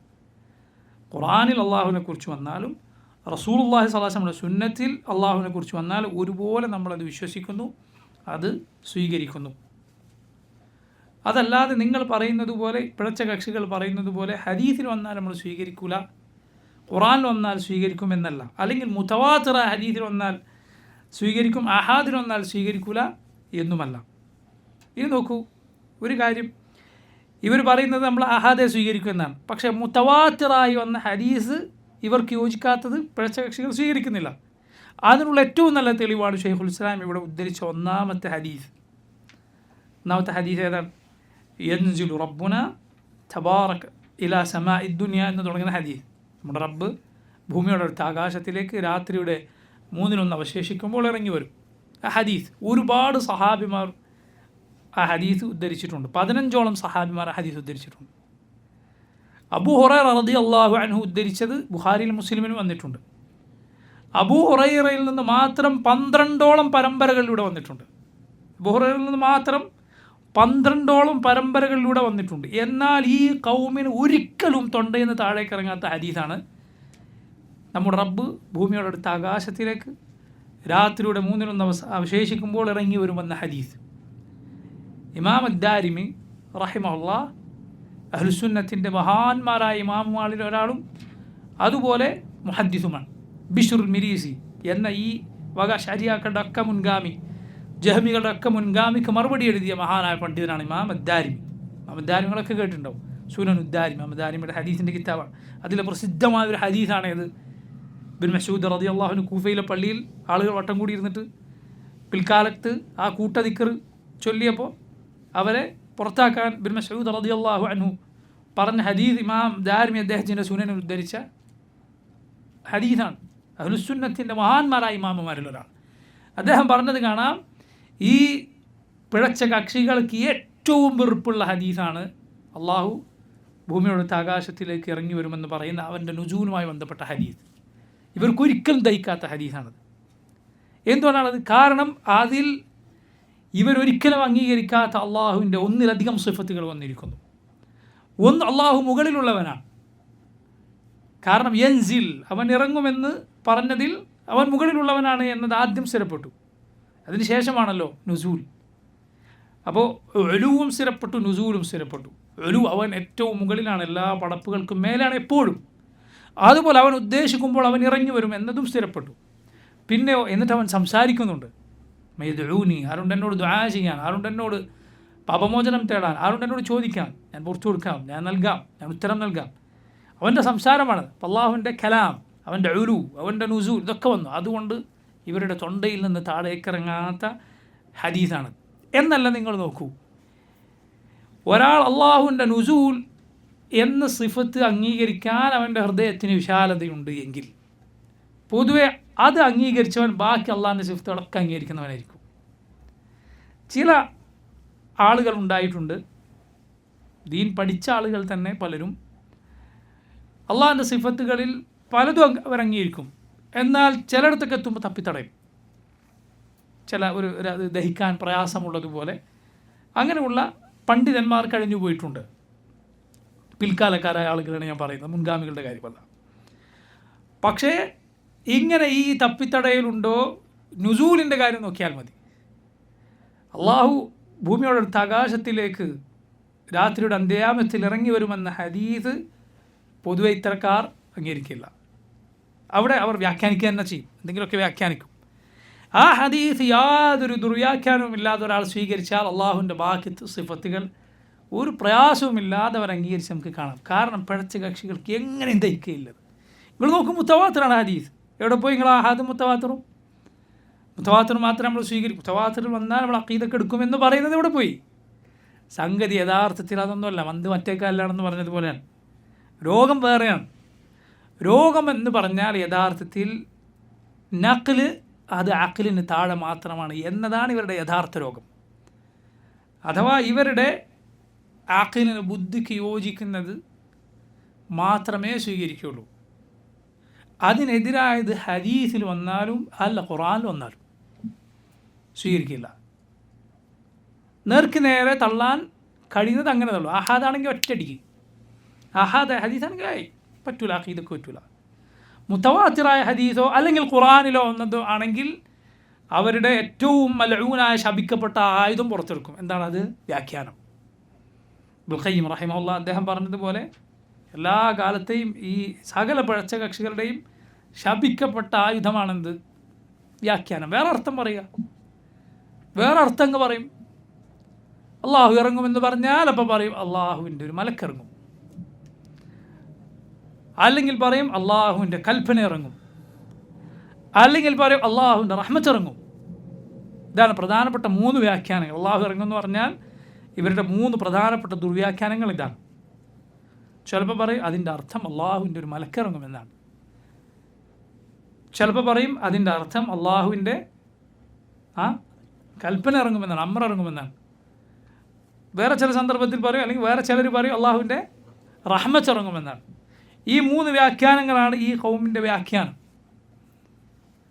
എന്താണ് ഈ വ്യാഖ്യാനിക്കുന്നത്? എന്തുകൊണ്ടാണ് ഈ വ്യാഖ്യാനിക്കുന്നത്? കാരണം ഇവർ പറയുന്നത് സഹീഹായ മുതവാത്തിറായ ഹദീസിൽ വന്നാലും ഖുർആനിൽ വന്നാലും അത് നമുക്ക് പകർന്നു നൽകുന്നത് നമ്മുടെ അഖ്ലിയാത്ത്, ബുദ്ധി കൊണ്ട് സ്ഥിരപ്പെട്ട അള്ളാഹുവിനെ കുറിച്ചുള്ള ചില കാര്യങ്ങളുണ്ട്. അതിനെ വെല്ലാൻ, അതിനെ വെല്ലുവിളിക്കുന്ന രൂപത്തിൽ, അതിനെതിരായ രൂപത്തിൽ നഖ്ൽ വരാൻ പറ്റില്ല. എന്നാൽ ആ റബ്ബിനെ കുറിച്ച് ഇങ്ങനെ ഒരിക്കലും തെറ്റാത്ത ഖവാത്തിഉൽ അഖ്ലിയ്യ എന്നൊക്കെയാണ് അതിന് പറയുക. ഖണ്ഡിതമായ ഇവരുടെ ബൗദ്ധികമായ ബുദ്ധി കൊണ്ട് മെനഞ്ഞെടുത്ത, ബുദ്ധിക്ക് യോജിക്കുന്ന കാര്യം. ഇത് എവിടെ നിന്ന് കിട്ടിയതാണ്? ഇത് ഗ്രീക്ക് ഫിലോസഫിയിൽ നിന്ന് കിട്ടിയതാണ്. ഇത് അരിസ്റ്റോട്ടിലും പ്ലാറ്റോവും ഇങ്ങനത്തെ ആളുകളൊക്കെ പറഞ്ഞു വെച്ചതാണ്. റബ്ബിനെ കുറിച്ച് ഗ്രീക്ക് ഫിലോസഫിയിൽ നിന്ന് കടമെടുത്തത്. അവർ റബ്ബ് ഇങ്ങനെയാണ് എന്ന് പറഞ്ഞു വെച്ചിട്ടുണ്ട്. അപ്പോൾ റബ്ബ് അങ്ങനെ ആകാവൂ. അതിനെതിരിൽ ഖുർആൻ ഹദീസ് വന്നാലും അഹാദായ ഹദീസാണോ അങ്ങ് തട്ടും, അല്ലാത്ത ഹദീസുകളോ അല്ലെങ്കിൽ ഖുർആനിൽ വന്നതാണോ വ്യാഖ്യാനിക്കും. ലാ ഇലാഹ ഇല്ലല്ലാഹ്, ഇതാണ് യഥാർത്ഥത്തിൽ സംഭവിച്ചിട്ടുള്ളത്. തസ്ലീം, അള്ളാഹു പറഞ്ഞത്, റസൂലുള്ളാഹി സ്വല്ലല്ലാഹു അലൈഹി വസല്ലം പറഞ്ഞത് അങ്ങനെ സ്വീകരിക്കുക എന്നതാണ് ഇവർക്ക് ബുദ്ധിമുട്ട്. നമുക്കെന്ത് ബുദ്ധിമുട്ട്?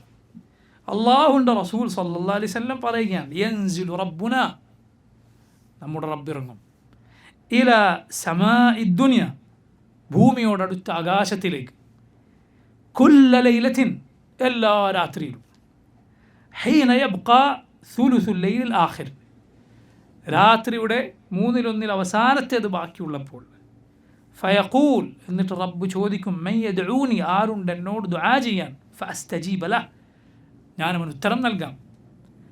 മൻ യസ്അലുനി, ആരുണ്ട് എന്നോട് ചോദിക്കാൻ, ഫഉഅതിയ, ഞാനവന് നൽകാം.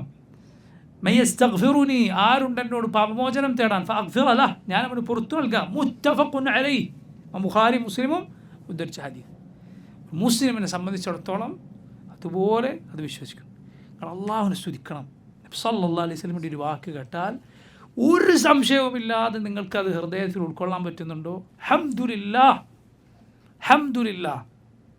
ഈ ആളുകൾ പലരും അവരുടെ തലതൊട്ടപ്പന്മാരായി എണ്ണുന്ന വലിയ ഷെയ്ഖന്മാരായി എണ്ണുന്ന ആളുകൾ തലയും മൂക്കും കുത്തി വീണ വിഷയമാണ്.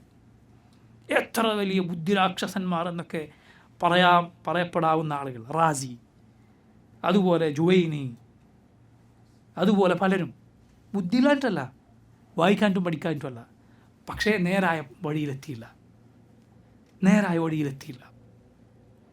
അൽഹംദുലില്ലാഹ്, അള്ളാഹിനെ സ്തുതിക്കുക. അള്ളാഹിൻ്റെ അടുത്ത് അജ്ർ കിട്ടേണ്ട കാര്യമാണ്.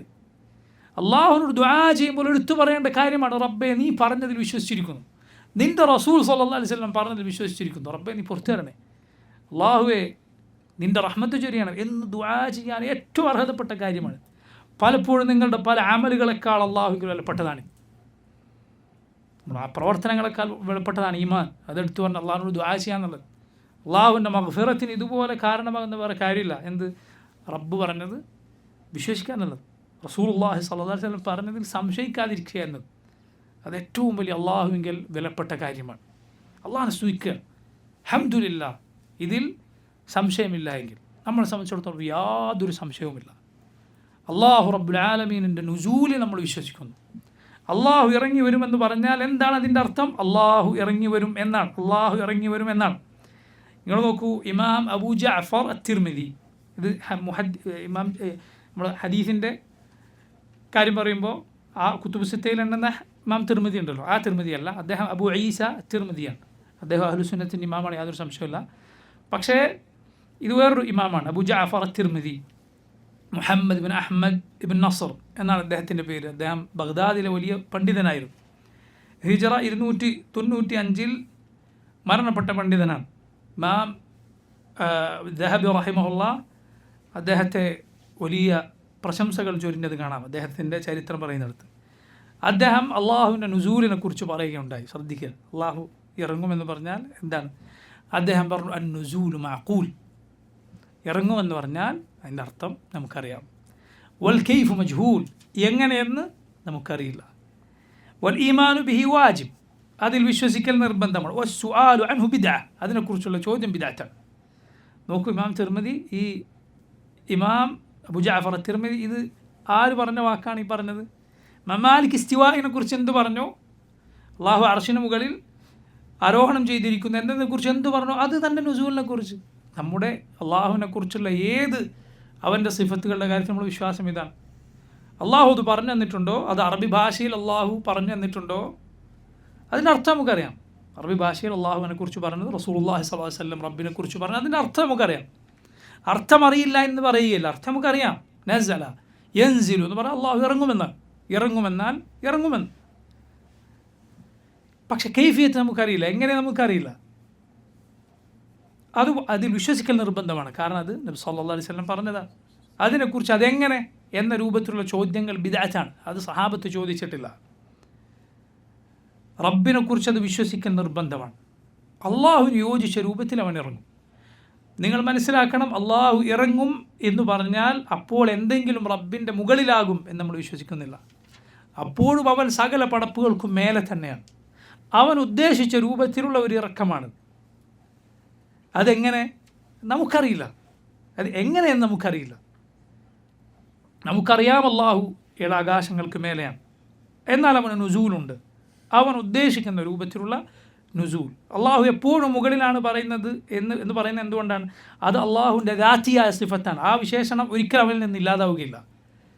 അള്ളാഹു മുകളിലാണ് എന്നത് ഒരിക്കലും അവനിൽ നിന്ന് ഇല്ലാതാകാത്ത വിശേഷണമാണ്. എന്നാൽ അവൻ ഇറങ്ങുമെന്ന് പറയുന്നത് അവൻ ഉദ്ദേശിക്കുമ്പോൾ ചെയ്യുന്ന വിശേഷണമാണ്.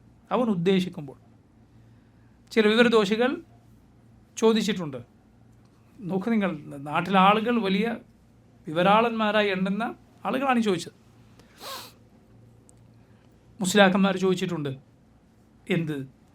സുബ്ഹാനല്ലാഹ്, അവരുടെ ചോദ്യങ്ങൾ അതുപോലെ പ്രയോഗിക്കാൻ നമുക്ക് പ്രയാസമാണ്. കാരണം നമ്മുടെ നാവ് റബ്ബിനെക്കുറിച്ച് അത്തരം മര്യാദയില്ലാത്ത പദങ്ങൾ അവർ പറഞ്ഞു എന്ന് ഉദ്ധരിക്കാൻ കൂടി പറയുന്നത് ശരി നമുക്ക് തോന്നുന്നില്ല. നമുക്ക് നമ്മുടെ നാവ് അതിന് വഴങ്ങുകയില്ല.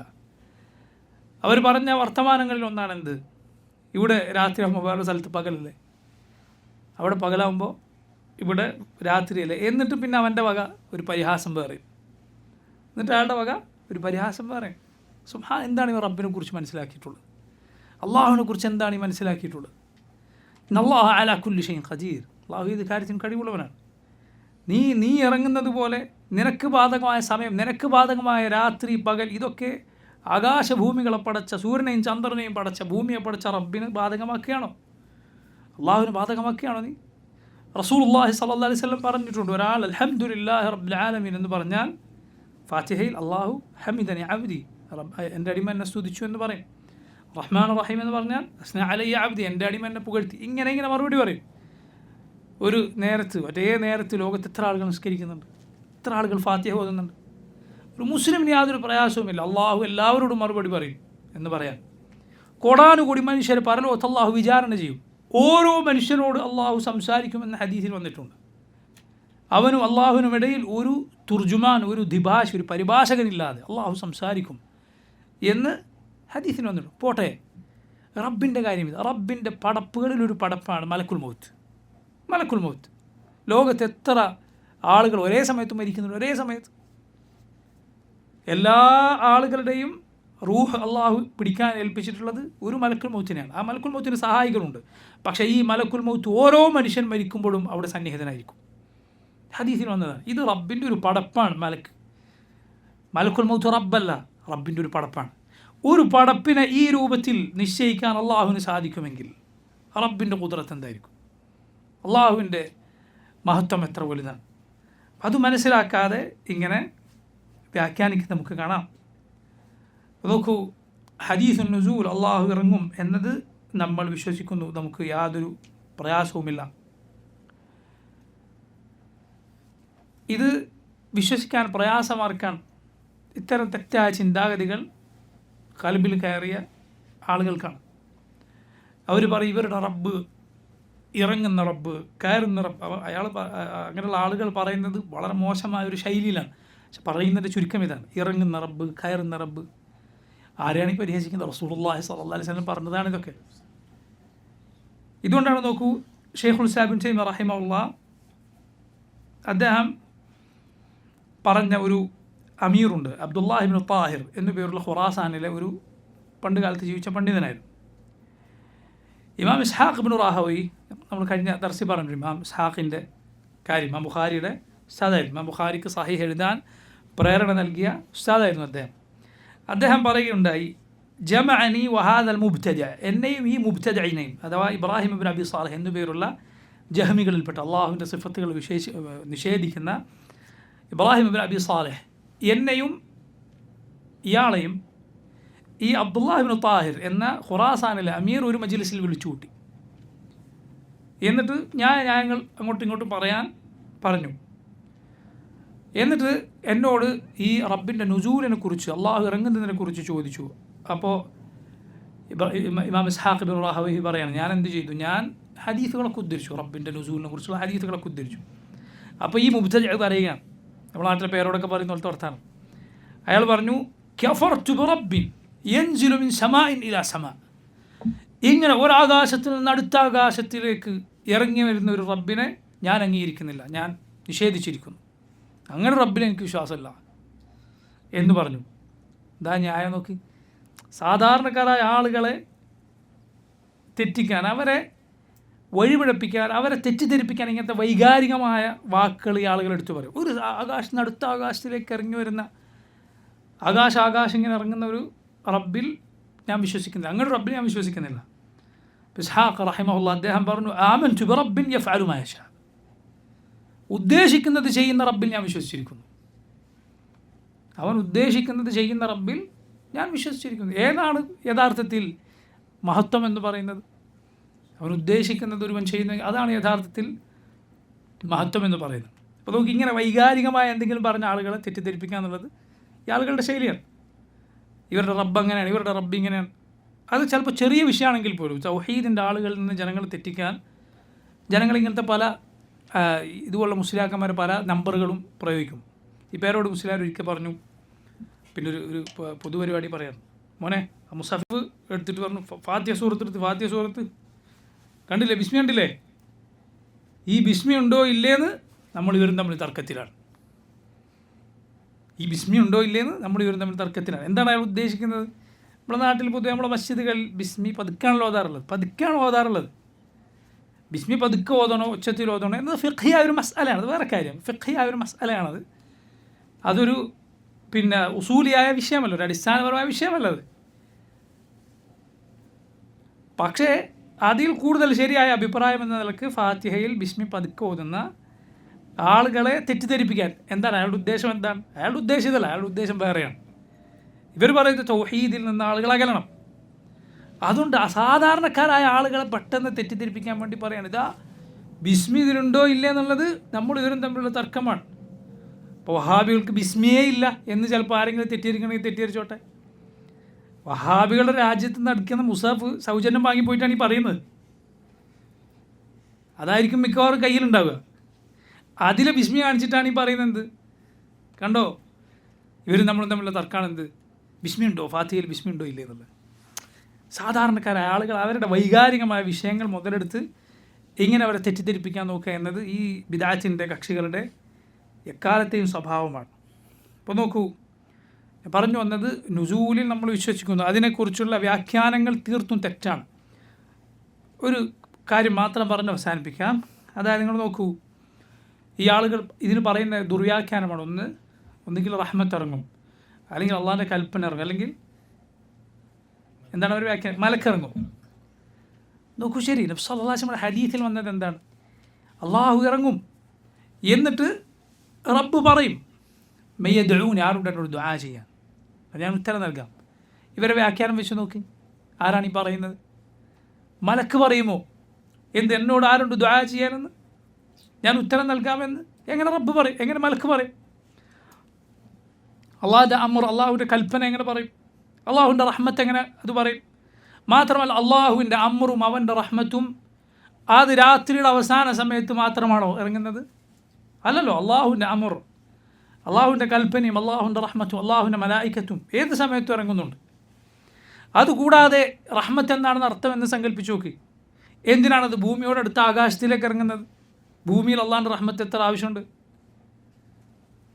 അപ്പോൾ നോക്കൂ, തെറ്റായ വ്യാഖ്യാനങ്ങളാണ്. ഇല്ലാത്തത് പറഞ്ഞാൽ ഇങ്ങനെ കുറേ പറയേണ്ടി വരും. ഉള്ളത് പറഞ്ഞാൽ ഒരിക്കലും ഇതുപോലത്തെ കുഴിയിൽ പോയി ചാടേണ്ടി വരില്ല. ആ പറഞ്ഞെടുത്ത് നിൽക്കാം. ഉള്ളത് പറഞ്ഞാൽ എപ്പോഴും സമാധാനമായിരിക്കും. ഇല്ലാത്തത് പറഞ്ഞാൽ അത് ന്യായീകരിക്കാൻ പിന്നെ വേറെ പലതും പറഞ്ഞുകൊണ്ടേ ഇരിക്കേണ്ടി വരും. മാത്രമല്ല ഈ ഹദീസിൻ്റെ ചില റിവായത്തുകൾ വന്ന് നോക്കൂ നിങ്ങൾ.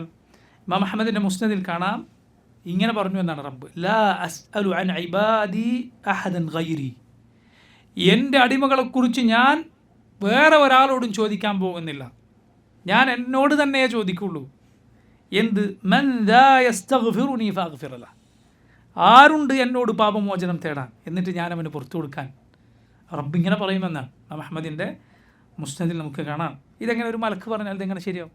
എൻ്റെ അടിമകളെക്കുറിച്ച് ഞാൻ എന്നോടല്ലാതെ മറ്റൊരാളോടും ചോദിക്കുകയില്ല എന്ന്.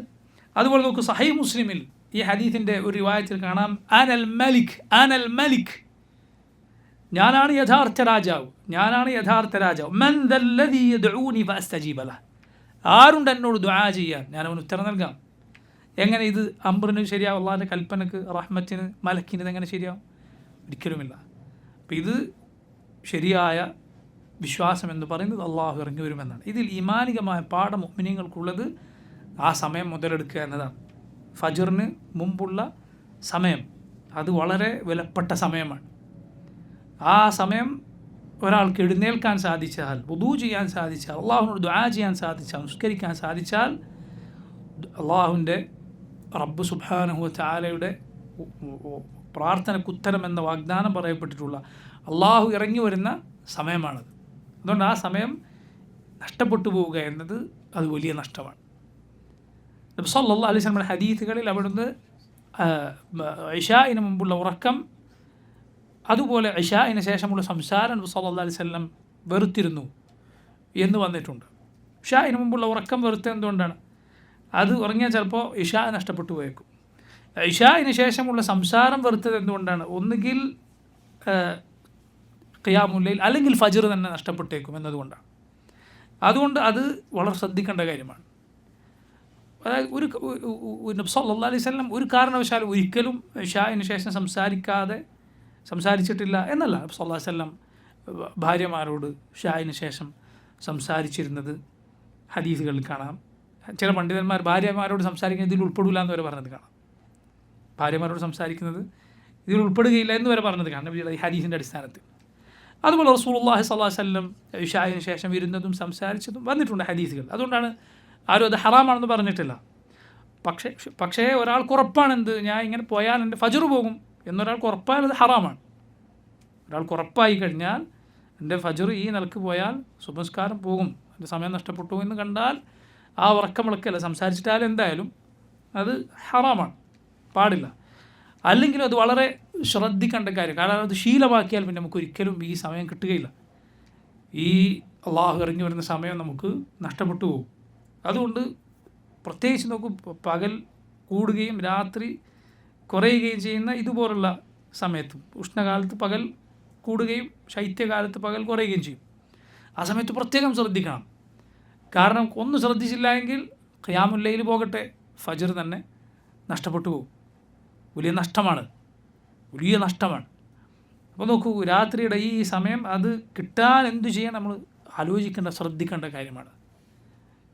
അത് കിട്ടിയാൽ ആ സമയത്ത് എത്ര ആളുകൾക്കാണ് അവരുടെ ആവശ്യങ്ങൾ, ദീർഘകാലത്തെ ആവശ്യങ്ങൾ ആ സമയത്ത് ദുആയിലൂടെ അള്ളാഹു നിറവേറ്റി കൊടുത്തത്. എത്ര പ്രയാസങ്ങളാണ് റബ്ബ് ആ സമയത്ത് ദുആയിലൂടെ ആളുകൾക്ക് മാറ്റിക്കൊടുത്ത്. എത്ര ആളുകൾക്ക് അങ്ങനെയുള്ള അനുഭവങ്ങളുണ്ട്. അതുകൊണ്ട് ആ സമയം നഷ്ടപ്പെടാതിരിക്കാൻ വളരെ ശ്രദ്ധിക്കുക. അള്ളാഹു സുബ്ഹാനഹു വ തആല നമുക്ക് അവൻ ഉത്തരം നൽകുന്ന സമയങ്ങൾ ഉപയോഗപ്പെടുത്താൻ തൗഫീഖ് ചെയ്യുമാറാകട്ടെ. നമ്മുടെ ദുആയിൽ അള്ളാഹു ഉത്തരം നൽകുമാറാകട്ടെ. സല്ലല്ലാഹു വസല്ലം അലാ നബീന മുഹമ്മദ് വആലിഹി വസഹ്ബിഹി അജ്മഈൻ. സുബ്ഹാനക അല്ലാഹുമ്മ ബിഹംദിക അഷ്ഹദു അൻ ലാ ഇലാഹ ഇല്ലാ അൻത അസ്തഗ്ഫിറുക വഅതൂബു ഇലൈക്. അസ്സലാമു അലൈക്കും വറഹ്മത്തുള്ളാഹി വബറകാതുഹു.